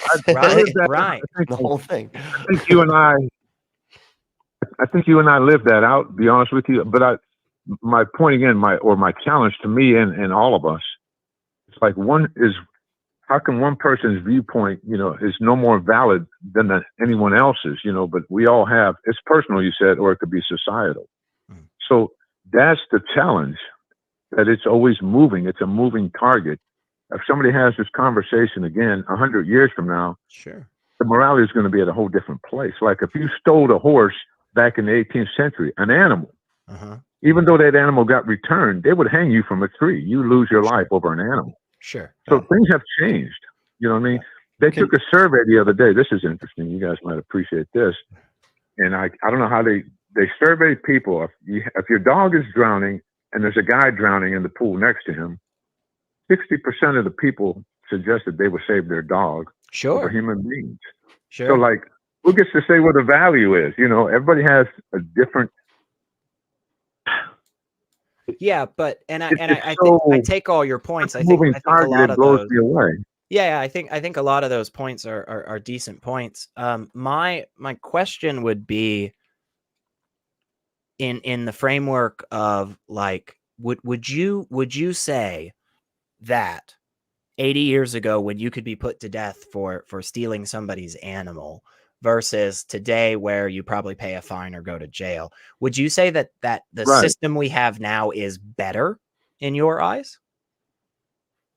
Like, we've made moral progress? Would you agree it values, with that? I think in my personal opinion, is human beings have a huge value over animal life, because we eat animals, and that's an acceptable behavior. To say, I'm going to take a life because you stole a horse, I think that's preposterous. In my point, and if that's my personal point of view. Yeah. But if you grant that, somebody else that owns that horse might have a different opinion. They might say, hang him. Sure, but the individual opinions aren't what's important here. What's important here is the label that you give this change in position when it comes to morality, and the label that you give to this change is one of betterment, is one of progress. And the only way that we can talk about moving on this scale is if we have some criteria to determine where we are on this scale. How do we know where we are? And it seems to me that the reason that, and I think the vast majority, whether you're theist or non-theist, I think the vast majority of us would agree exactly with you, Johnny. Like, 80 years ago, being put to death for that, not as good as where we are now, which there are still consequences, but at least you don't lose your fucking life. That we need a criteria to figure that out. And I think that criteria is well-being. I think whenever we talk about these things, we come back to the concept of well-being. And I think that leads me to be in this ballpark of saying, like, actually the grounding for morality is well-being. Sure, it's subjective because well-being only matters to a conscious agent, which means a mind. But again, it feels like to me, everybody's laying out a system that's subjective at the end of the day. Everybody is saying it all comes from a mind. I agree. Right. Please Because go ahead. what moves, because think about it this way. What moves the mark more? You were talking about the mark. What moves the mark more? Somebody evaluating demonstrated harm, or a bunch of people that think their morality is objective because they believe they are hearing from a God? But they could decide that things are harm when they're not. I don't know, like two guys kissing or something like that, you know, just in that realm. So like what moves the standard more? A bunch of people acting like they are the standard, or they have access to the God of the universe that knows the standard, or people evaluating actual reality and going, hey, look, that was harmful. We should not do that. I saw that person get harmed. Like, what's better for that? You know what I'm saying? Well, that's a great question, Brentley. And the thing is, like, you know, it's who's going to make the truth claim and decide on that. That's what I'm saying. It's so flexible. You know, however I would answer that question, but you know, I'm not going to claim to hold the truth, and you know, what I say is the way it should be. I'm asking, like, you know, what's the better alternative? You know, what is the evidence? Like, I heard your partner that he just said me. You know, you know, my conscious me. Like, where is that coming from? To where we can place value on another human being? That's my deepest question, which is related to morality. Like, we have dignity in society, and we place dignity on human life. Like, who holds the chalice to say who has dignity and who doesn't? And that's, you know, I'm struggling with that. I'm not looking for a complete. I know we're not going to solve the world's problems tonight. Sure. Well, I don't know. Maybe we will. You know, yeah. We're pretty fucking awesome, man. Like, don't sell us short. Yeah, we're pretty great. You might solve all the problems. I don't know. You guys are brilliant. You know, you guys. I love the conversation. And listen, maybe another day we can pick up on this conversation. I'm still searching for truth, and then whatever path that leads me down, I'm willing to go down that path, whether I agree with it or not. If it's true, it's true. That's awesome, man. That's the only thing I'm pursuing. I think that's a really, really great mindset. And I hope that's a mindset that I can demonstrate to others whenever I have this conversation, that is also my goal, you know, and I want to instill in others that is, you know, that is a good goal to go towards, even if we don't have a perfect understanding of the differences between what makes something good and bad. I still say it's good. And it's always wonderful when I find other people who disagree with me on certain aspects of morality, but at least agree with that point that you just brought up, Johnny. So yeah, I think that's a very noble thing that you said. You know, it comes out, obviously it's obviously it came out in your conversation. I can hear the sincerity, and I so much appreciate that conversation you guys are having. And hopefully we can agree sometimes to disagree, but I think talking it through is the best thing we can do. Yeah. You know? Yep. Totally agree. We tried to do that tonight. Yeah. Listen, I do gotta go. You guys have been gracious to even let me call in. I will see you at work. Hopefully you have your eyes wide open. Oh yeah. And gentlemen, have a nice night. I really gotta go, but I appreciate your conversation. Absolutely, Johnny. Thank you so much, man. Yeah, that was good. That was good. Yeah, we didn't agree on quite a good bit, but I do think there were some really interesting points of agreement that definitely make me want to go in a little deeper on some nuance there. Cause yeah, if at the end of the day we agree that the difference between subjective and objective has to do with whether or not it comes from a mind, then I think what happens is now the theists are all in the same boat, you know, that they claim the atheists are in, and that's a big problem. And then it's like, okay, so we're all in a subjective framework. So then it doesn't matter. We no longer need an objective framework. And now we have to ask the question, what is actually our criteria and standard for deciding good or bad? And I think I really do, y'all. I'm on this well-being train. I'm telling you, man. It feels to me like every system at the end of the day uses that, but it's the application that is different. Yeah, wrap us up on that, and we'll hop over and talk to our lovely lady Stephanie. Yeah, no, I think, yeah, it is a really interesting conversation to have. But I think at the end of the day, a lot of times people claim that there is objective morality, like on an ontological level, so that they can manipulate. Because apparently, you're not supposed to evaluate ontology with epistemology. You're like, Sure. but if nobody can know it, what's the point? Like, you're not allowed to do that. Don't be evaluating my ontology with your epistemology over here. No, but I'm like, that defeats your whole purpose anyway. So, Yeah. But yeah, because it's the unknowable nature of it is what really ends up. But I think on a like I said, just a basic basis of like harm. I feel like you can demonstrate that, when somebody is harmed, and that should be the basis. And that is objective. I think that's where the importance lies. Like, okay, sure, harm and well-being subjective goals. Fine, I'm fine with that. But once those goals are established, the criteria there is objective. I really do think that, and I think we can demonstrate that. That's a very good point, man. Well, we have one more caller. I think I know who this is, but we're gonna let her tell us what she's thinking about. We've got Stephanie. She, her in Maine is an atheist. Hey, Stephanie, you are on Skeptic Haven. Let's talk. Chatting it up with Brentley and Secular Rarity. What's up? Hey, Brentley. Hey, SR. Good to talk to you again. Yes, you are correct. It is moi. It is moi. I just want to talk about a very lighthearted topic, which is, what's a just war? That is difficult. That is very, very difficult. Yeah. Do you want to swing at that first, Brentley, or do you want me to put my foot in my mouth first? World War II? I don't know. Like, I don't know. Anytime anybody tries to take on the world, you're probably like, yes, got bad guys. Probably justified. Yeah. Germany twice. I think it's trying to answer it. Okay, let me say this. It's trying to make palatable the juxtaposition between something that tends to, by the majority, be seen as good, justice, versus something that tends to, by the majority, looked at as bad, war, right? I think in general, when we talk about war, we're saying like bad things. Most people have a negative connotation to that.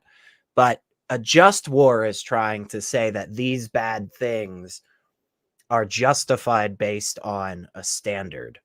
Again, I would just go back to well-being. I think in the broadest of senses, the concept of a just war would be war, any of those things that are related to war, which I guess maybe I should define that more, but I just like fightings, like fightings and stuff.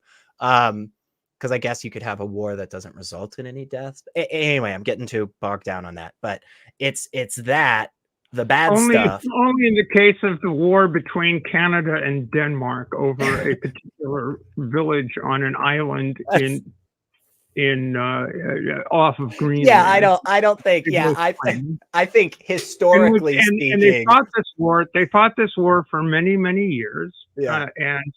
And they finally made peace, but the action in the war was mostly a drinking game. So that was kind of cool. Yeah, that is cool. Sounds like a fun war. Yeah, but the wars I'm talking about are the wars I'm talking about, and I think this is the intersection between well-being is one side is willing to kill, which is against any notion of well-being. Another side is equally willing to kill against well-being in the interests of the well-being perceived by both sides for themselves. So in the case of World War II, which Brentley brought up, the well-being of the German people, according to the German people, was Lebensraum. And the well-being of the Polish people was, hey, wait a minute, your Leben is my Raum. You know, you want what I've got. And I don't want you to have what I have. Well, yeah, but it's not yours anyway, because our people need room, living room. You know, we need that room. So we can, in retrospect, review the claims of both the Poles and the Germans and say, well, wait a minute, that's kind of bogus. Or on the other hand, we can say, well, you know, you're not really a country anyway. And, you know, there's this situation going on in the world right now, which is kind of that. Battles over land in at least two places contemporaneously, right? Yeah. And it seems intractable when you get into these when you get into these problems, and it has seemed intractable since the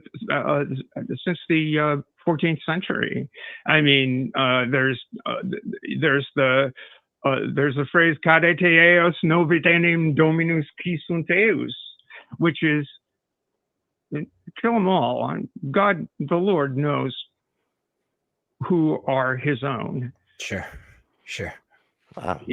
So where's the justice in war of any sort? And where is the well-being in war of any sort? And how do we sort that out? Yeah, I don't think this is where you'll find me a bit more sympathetic to our first caller Sven's absolute morality, in the sense of saying, like, you know, I'm comfortable with standing on the position that killing somebody is always a bad action, right? On the scale, on the good or bad scale, we've got this side over here that's good, and we've got this side over here that's bad. But on each side of that scale, we've got things that are just flat in the middle good, and we've got things that are better than that. And we've got things that they're technically good, but they're like at the lowest end of that side of good. And we've got that exact same thing when it comes to bad. And I think that at the very least, and as gross as this may feel sometimes, this is kind of where I went back to pragmatism when it came to the absolutist position, is that because we know we live in an imperfect world and imperfect system, and we're unable to consistently all the time apply the absolute perfect sense of morality, we have to accept some bad options that are firmly on the side of bad in the scale, but are at least less bad than other options, right? Like, for instance, we had recently, and I'll be honest, I didn't follow to see exactly how this turned out, but recently there was an individual who took another person and a child hostage on the tarmac in Hamburg, Germany. And they closed down the whole airport because of it. And so we're in this boat of saying, like, okay, let's say we take the option of we put a sniper on the roof and we shoot the person who took the hostages, right? We could say that that's not a good action, but it's better than literally doing nothing so that hostage taker then takes the life of another person and a child, right?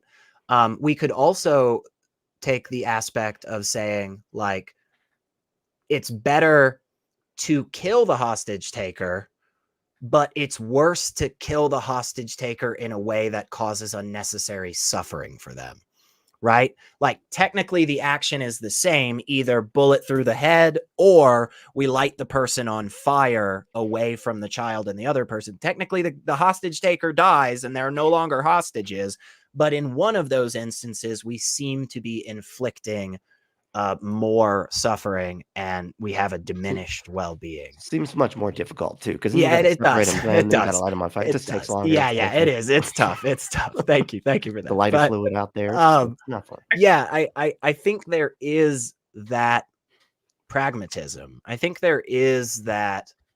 Yes, there's a scale of good and bad, but on the side of bad and good, there can still be actions and intentions and consequences that are even more good or even more bad. And thus, of course, the opposite side comes with that, which is this one, while bad, is at least less bad.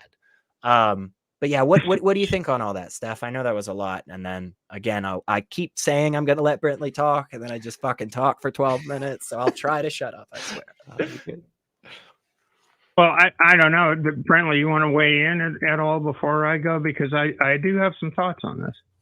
Well, I mean, with your initial question, I was to say, like, typically when I always think of Spider-Man, you know, when it comes to like wars and stuff, I always think of with great power comes great responsibility. With greater power comes greater responsibility, right?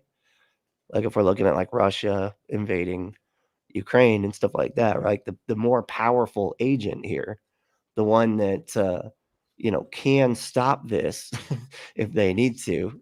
You know, it could, because they're holding all the cards. I feel like they're probably a bit more responsible. But I mean, even if there is like Ukrainian soldiers, which there are, that are like really terrible or whatever, you know, they're really harmful people and stuff, and have bad beliefs, whatever. But still, the people with more power, I would say, would hold more responsibility. That was just yeah, no, and I think I would agree with that. Yeah. So here's what I would posit. I would posit that an atheist position is superior to a theist position because at least the atheist does not have a higher power commanding them to view one set of humans as opposed to another set of humans to having special rights. Sure. To in one sphere or another. So therefore, you can sort of sit there and evaluate from the principle of least harm what's going on. So in the case of Nazi Germany, you could evaluate the nature of that state in terms of what is the nature of that state? Is it a state that is looking toward well-being for the vast majority of the population within that state, within their control? I mean, this gets into issues of statism, et cetera, anyway, which, you know, is that a moral good or is statism a moral good? I don't know. And that's fair too, but, right? Yeah. You know, do you hear what I'm saying? I mean, I think that there is a possibility to evaluate the position of a state, a group of humans, and evaluate their where they stand as regards to their own people, and then apply, you know, it's like you're asserting this of your own people, and yet you want to impose that upon some other group of people who are either sitting there minding their own business or who are blatantly after saying, hey, this stuff's going down and it's terrible and we need to, you know, there are suffering humans in another nation and they don't deserve to be suffering. We need to put a stop to it. And I don't think you can do that in the name of God or in the name of country. I think you can do that in the name of humanity based on the principle of least harm, reduction of suffering. So killing bad, but you need to look at a system that is promoting killing. And that system needs to be arrested. And the question is, how do you arrest it? Sometimes that might involve killing. So that's where I land on the just war thing, but it's not where religious people land on the just war thing. Yeah, and I think that's a really, really good point, and is why is one of the reasons why I am so against the religious mindset in general, Steph, is because I do think that there are fundamental aspects to believing in a deity, to believing in an afterlife, to believing in a soul. I think there are fundamental core values in those ideological systems that always lead to harm and problematic outcomes. And even in the instances where individuals accidentally come to the same conclusions as a non-religious system or a non divine, a practice or whatever, like I don't think that gives them the pass. And the reason I don't think it gives them the pass is because I think it's possible that that is actually causing more harm. Because if the Bible was just full of all the terrible stuff, I think more people would outright reject that system of thinking.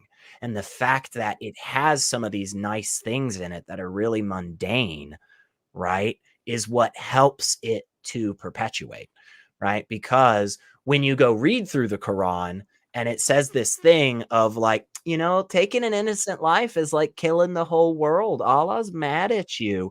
That makes a lot of people go, oh, okay, this is a good book. Yeah, it teaches nice things. But the answer that they came to is, in my opinion, the same as a 2-year-old, putting one block in one hand and putting a block in the other and going 2. And it's like, yay, congrats. Now, that child doesn't fucking understand math or logic or anything there. They just recognize that they have more than one item, And so their method wasn't exactly the right method, but they stumbled onto the right conclusion. But if we continue that method throughout the rest of our lives as we grow up, then what happens is we open ourselves up to so many more bad results, right? So I think that's a really good point that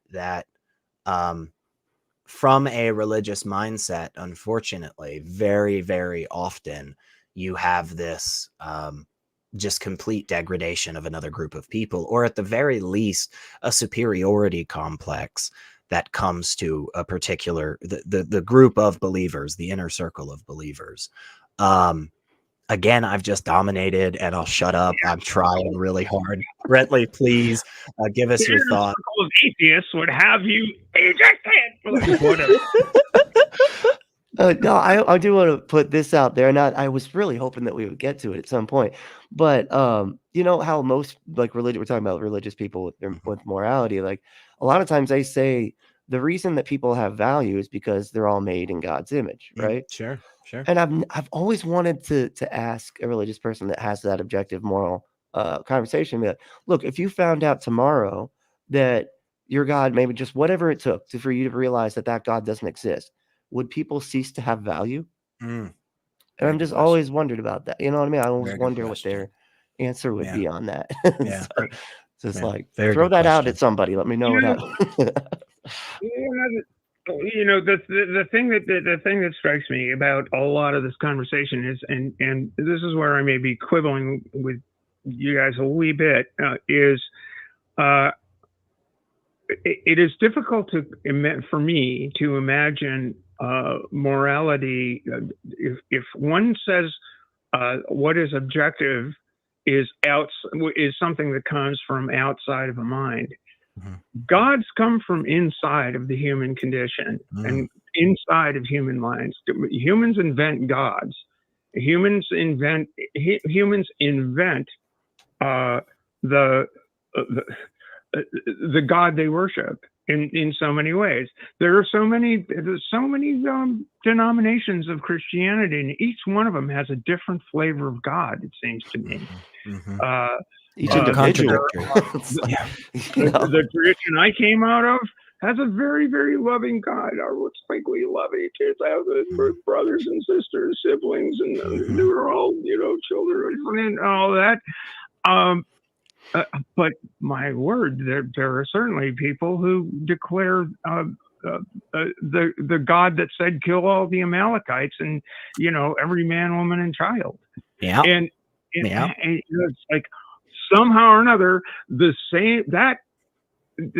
morality that is to this group, the latter group, is not at all the morality that the former group adheres to. Yeah. So it seems to me that the God itself is subjective, and that the morality itself is subjective. Yeah, and, I think I'm on the same page with you there. What we can agree on, if you might call it objective, but it requires a certain degree of agreement, is the value of well-being. And really, I think to the extent SR as a hat tip to the notion of objectivity, that's what social species are all about. Sure. Yeah. Well-being of the species is all about, and what is subjective is who's included and who's excluded. Yeah.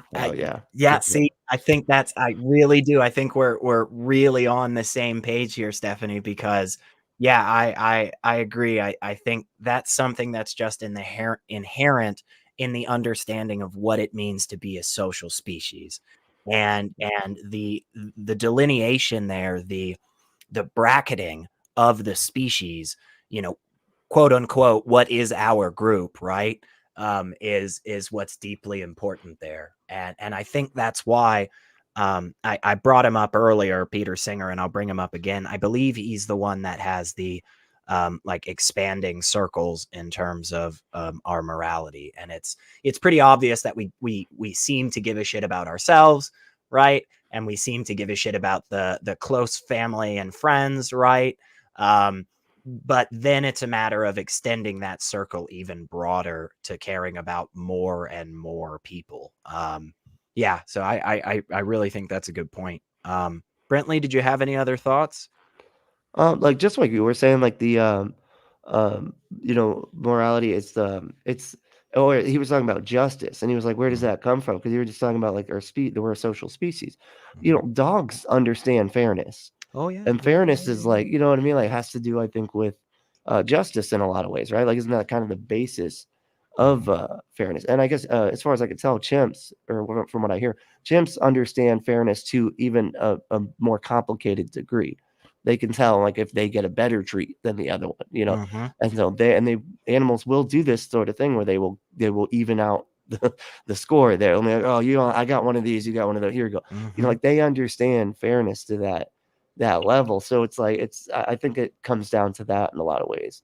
Too, it's we've shown rats will help other rats out of traps, even if it results in the untrapped rat not getting as much food. Like that's pretty impressive in my opinion. That's really, really interesting. And we're pack animals. We are.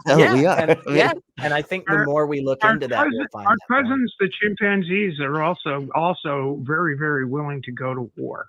Oh, sure. That's a very good point. That's a very good point. Yeah. That is you live fair. and you learn, over that is years. fair. Yeah. Stephanie, unfortunately, we're nearing the end. We've got one more call. I wish we could talk forever. I always love talking with you. Actually, just because I can. No need. I've said exactly what I wanted to say, and I appreciate your taking the call. And we'll talk again, I'm sure. Absolutely, we will, Stephanie. Thank you so much for calling. And I'll take the opportunity just to say it because Wes can't stop me. I'm the one on the fucking show right now. But Stephanie, myself, and Dr. J. Bundy actually were hanging out on Stephanie's channel just the other day for her 100th episode, you guys. So if you didn't catch that, definitely go check it out. It was a lot of fun. And it looks like we have a super chat. Before we grab this last call, we are going to read this $10 from Dan D saying, I will fight for my right to support this channel and party. Hell yeah, man. Party it up, support this channel. Not necessarily in that order. You could support this channel first and then party it up. Yeah, I think that's probably right. Flip it. Yeah. Boom, flip it. Done. Yes. Well, we are going to go to Texas. We are going to talk with a theist named Greg, he, him pronouns, wants to talk about objective morality being tied to the nature of God. Well, hey, Greg, you're chatting with SR and Brentley. What's up, man? You bet. I appreciate you having me on. I know y'all are at the end and probably are ready to cut off. I'm not even sure we have enough time to get into the things that I would want to talk about.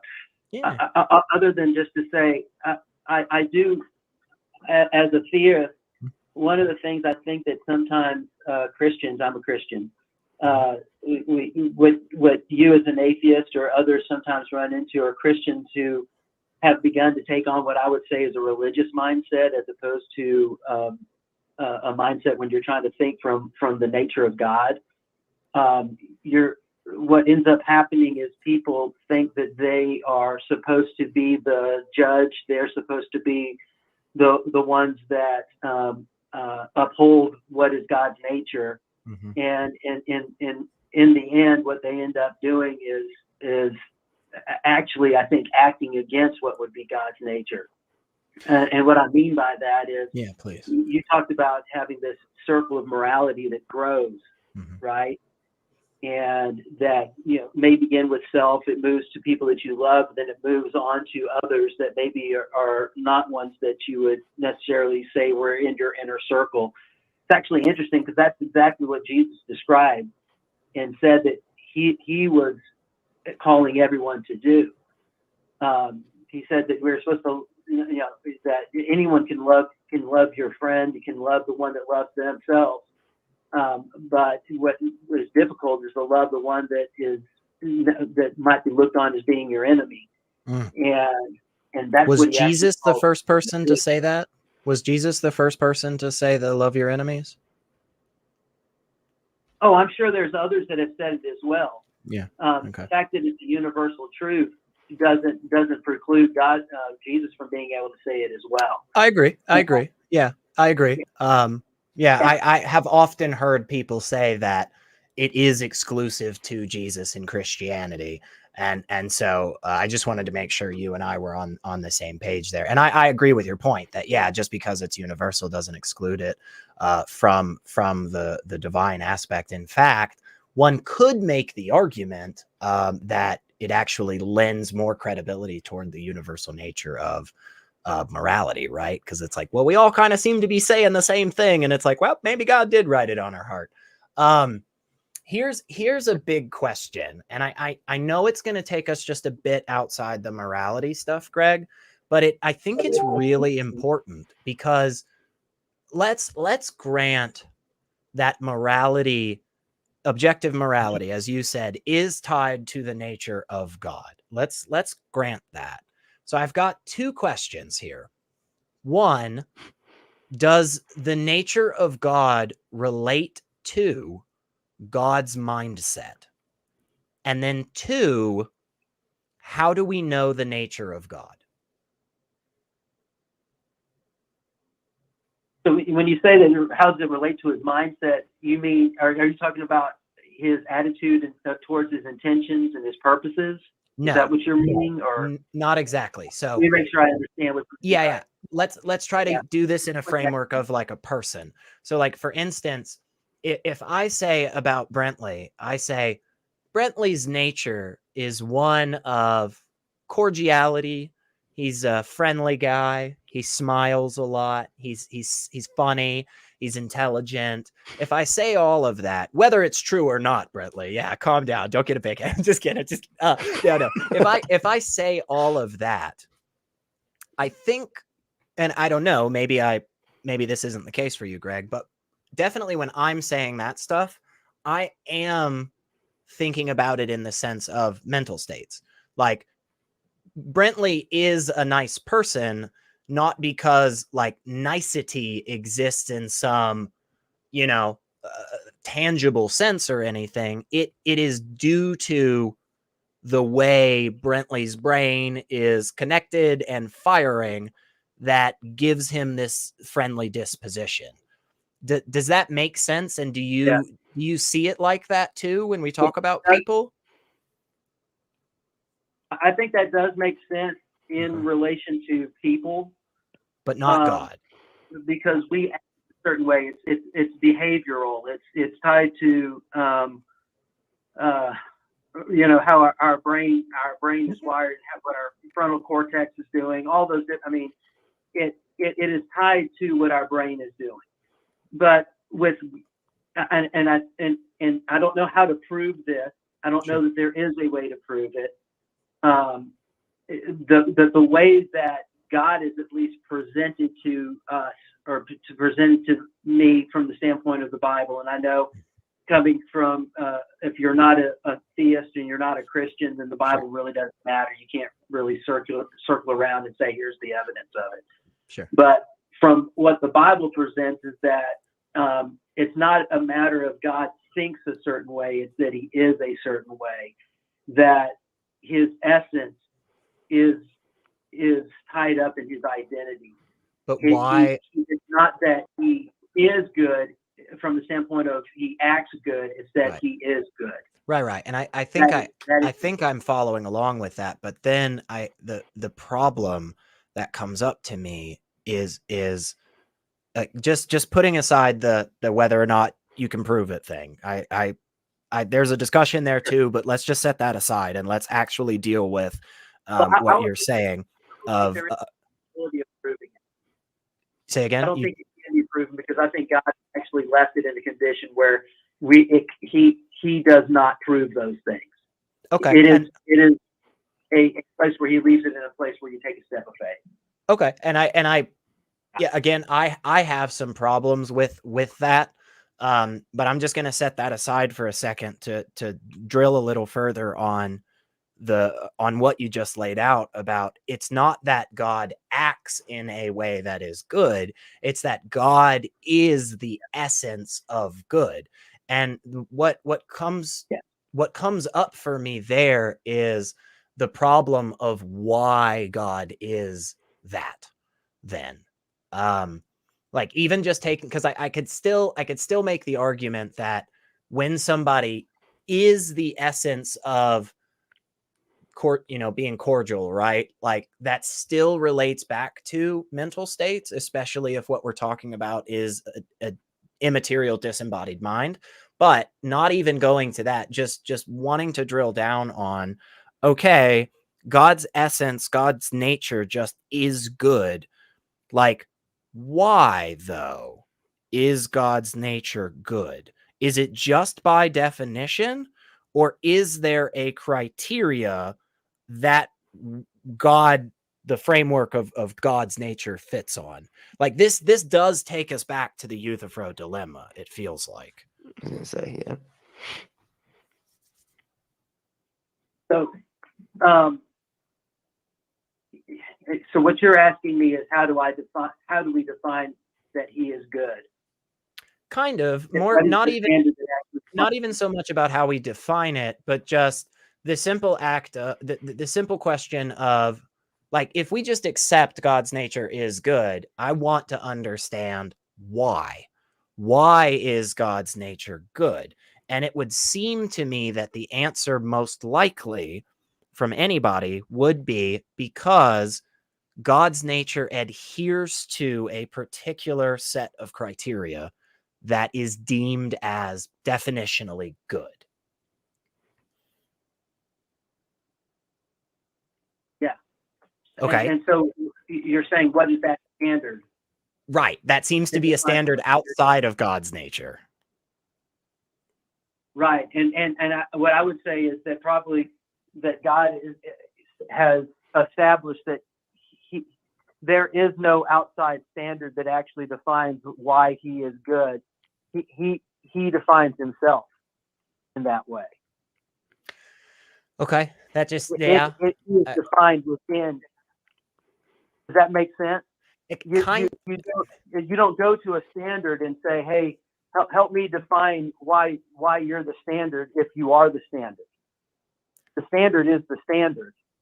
It is outside of everything else. Looks to it as the basis for how I measure whether or not something is.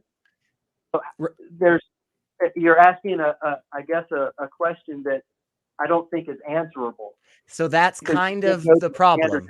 Yeah, I think you touched on it, Greg. I think that, it kind of exactly what you were getting to there is the problem, is because what it seems to me is everything in this world falls into this pattern.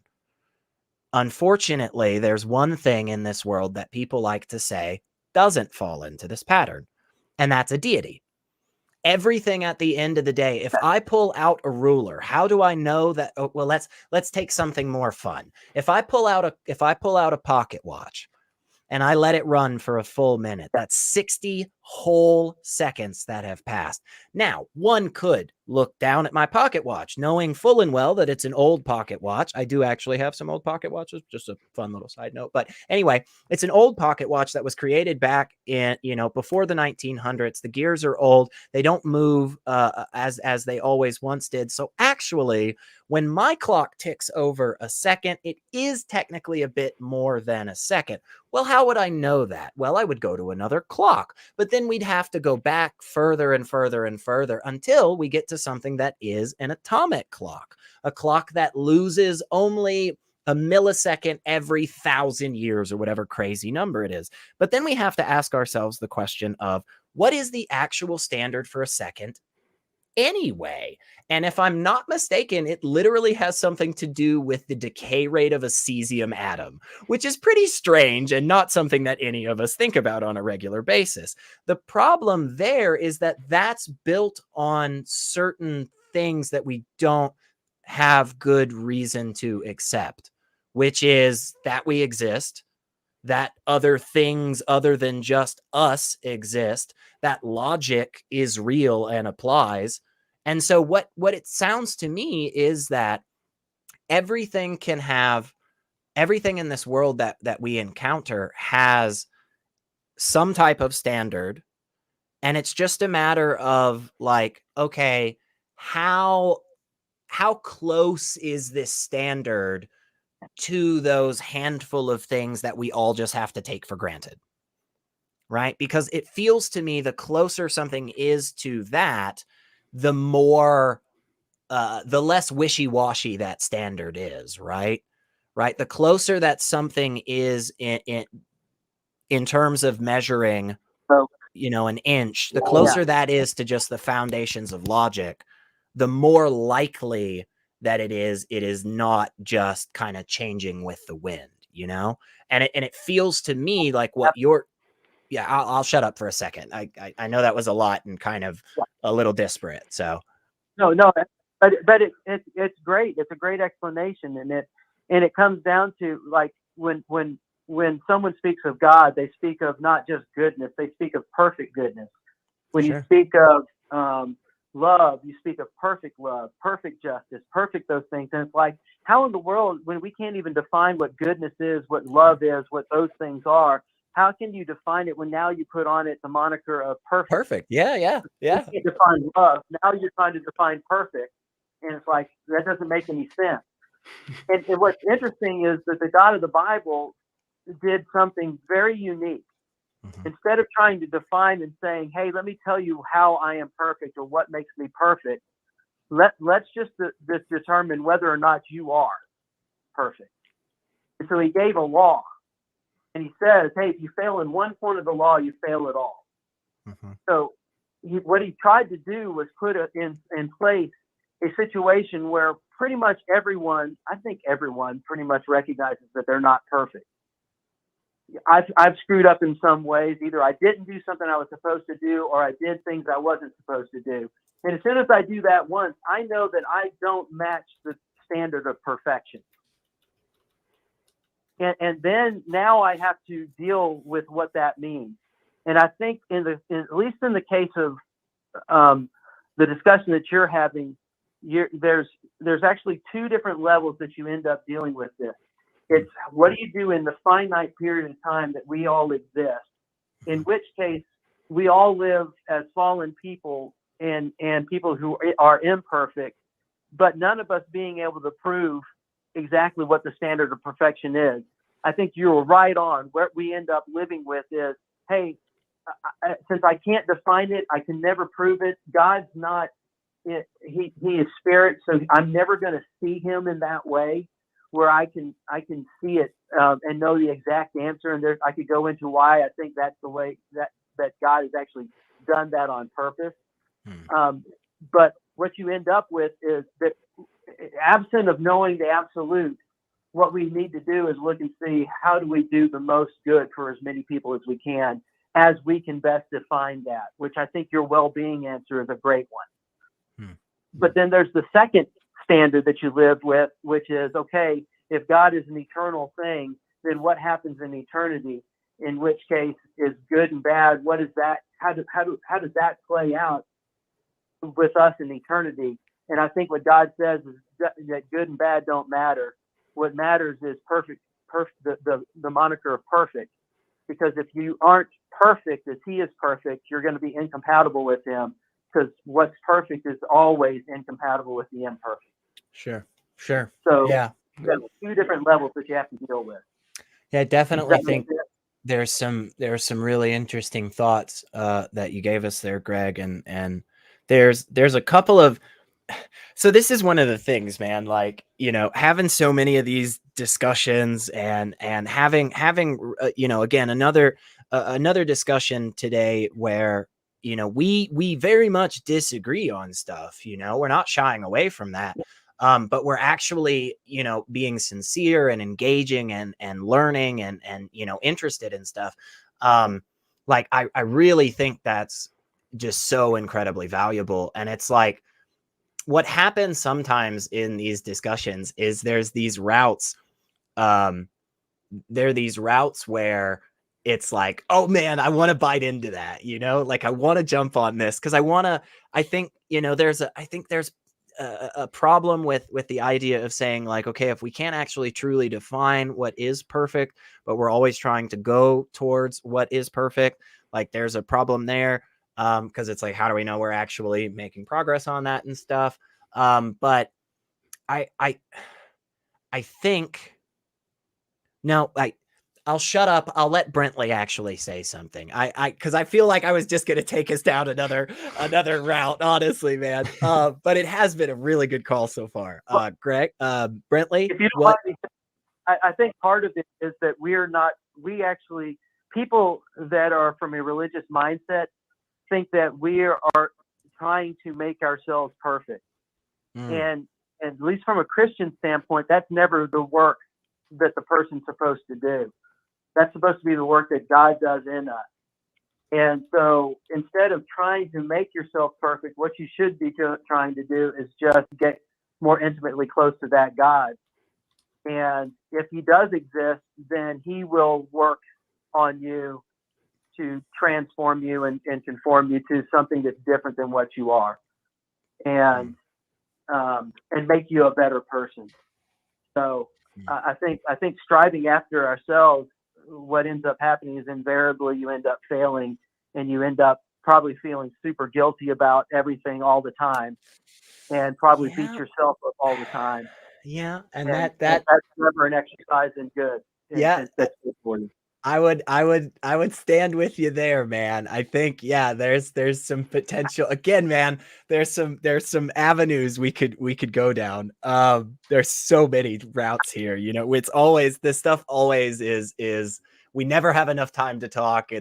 We never get into all the little nuances. Brentley, what are your thoughts, man, before we If you want to cut me, like turn me off and just talk to Brentley, that's fine, because I know you guys need to close out.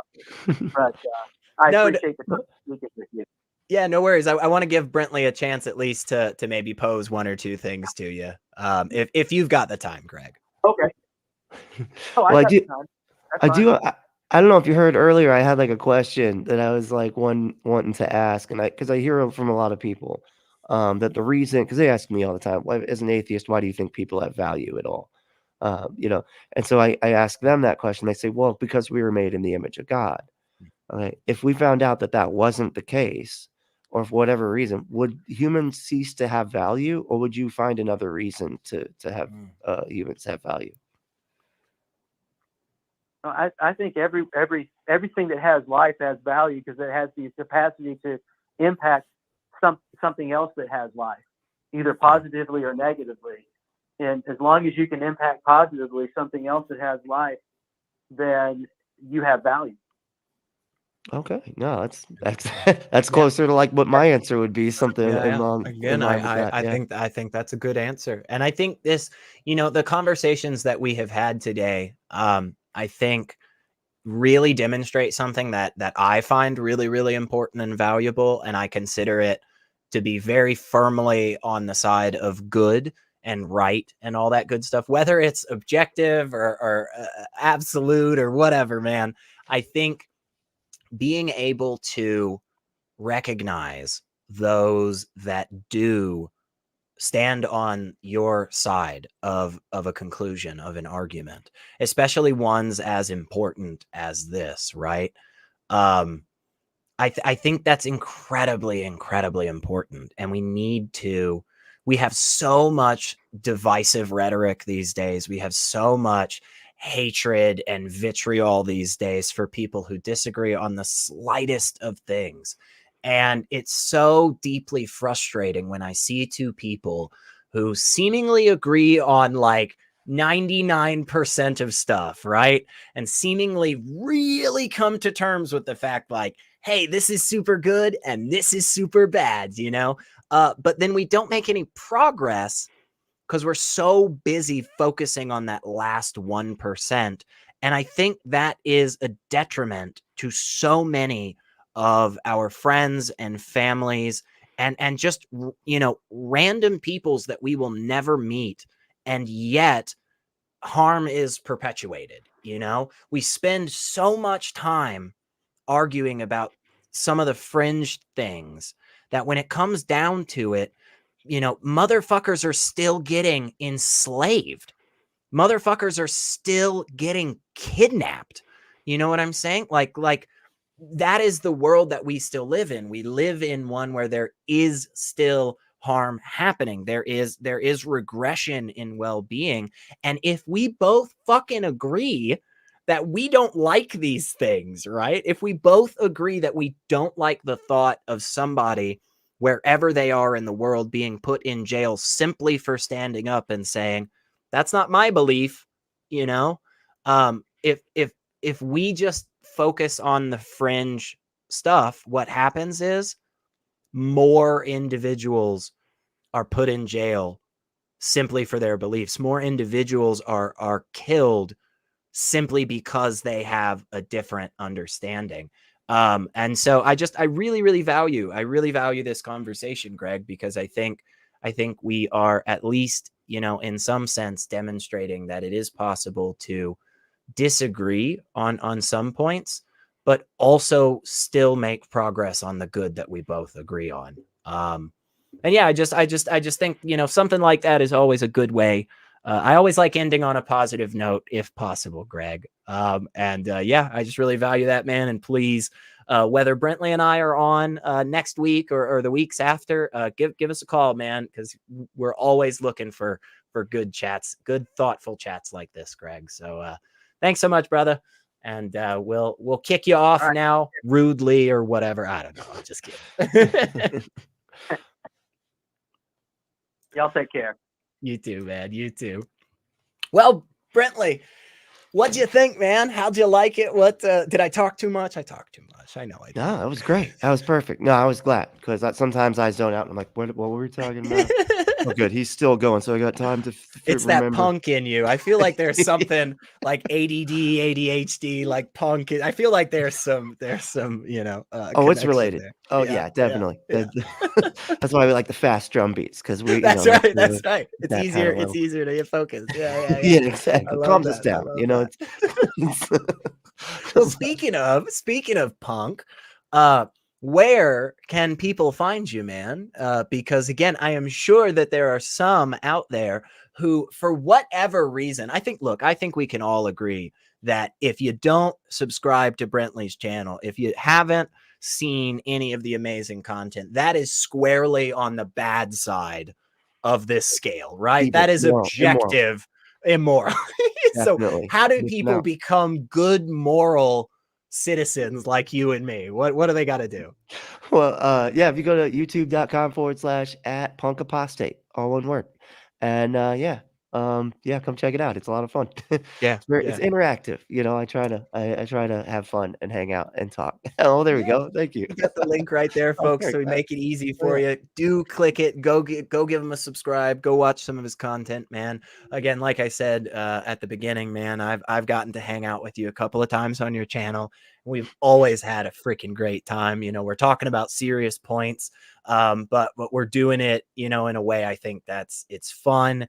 And it makes these difficult topics a little bit more palatable for people. I know that this stuff can be kind of depressing, right? Especially when we talk about, you know, the Christian nationalism going around or you know, all the terrible, you know, wars and just horrible things that's happening all over the world. And so it's nice to be able to not only talk about those things seriously, but also do so in a way that is a little lighthearted. So keeps us all a little more sane. I wouldn't say any of us is exactly sane, at least just speaking for myself.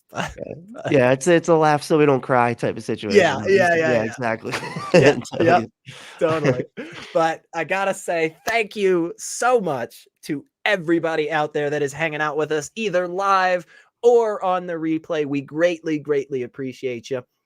And don't forget, folks, that Skeptic Haven is a channel with a bunch of content and shows. And if you're not already checking out the other shows on Skeptic Haven, well, you sure need to, because we've got things like Secular Soapbox on Wednesdays, The Sunny Spot on Thursdays, Saturday, The Global Atheists and Women Atheists Unload, and then, of course, on Sundays, the call-in show, Let's Talk, folks. And of course, thank you to everybody behind the scenes here at Skeptic Haven for making this possible, making this happen. Don't forget, subscribe, like the channel, share it to your friends. Just start paying skywriters to write it in this. Do skywriters exist? Skywriters exist, right? Can you still pay a plane to like go write something in the sky? That only exists in cartoons, man. That was never real. I truly don't know. Honestly, I'm gonna go do some Googling now. I'm assuming cartoon. I don't know. I've seen them Bugs Bunny, I think. Yeah, I was gonna say like something like that. Yeah. I also have to thank the wonderful patrons here at Skeptic Haven: Fern Lovebond, Sidney Davis Jr., Eric Ozels, Ryan, Deneen Murphy, Dan D, Michael Wiseman, Kathy Cotton, Cindy Plaza, Sunny Shell, Aaron Colson, Phil Calderon, and Amanda McLeod. Thank you so much, all of you wonderful people. You help keep the lights on, and you help keep Wes from completely going crazy and bonkers when I just take forever to end the show and it's like a 5-minute outro and he's just like, Jesus Christ, what is wrong with you, dude? Like, just say goodbye already. Like, why are you making me sit here? Anyway, thank you. He's asleep. He does. He does. He needs his rest. He works too damn hard. Seriously, though, folks, I am going to finally end it with a final thank you, Brentley. This was amazing, man. We will get back together soon, I am sure, and be laughing and pointing out good things. And yeah, folks, just come check us out. We got all these wonderful shows. You know the ways to support. And yeah, go be blasphemous or sinful or whatever you non-believers do, you fucking heathens. See y'all.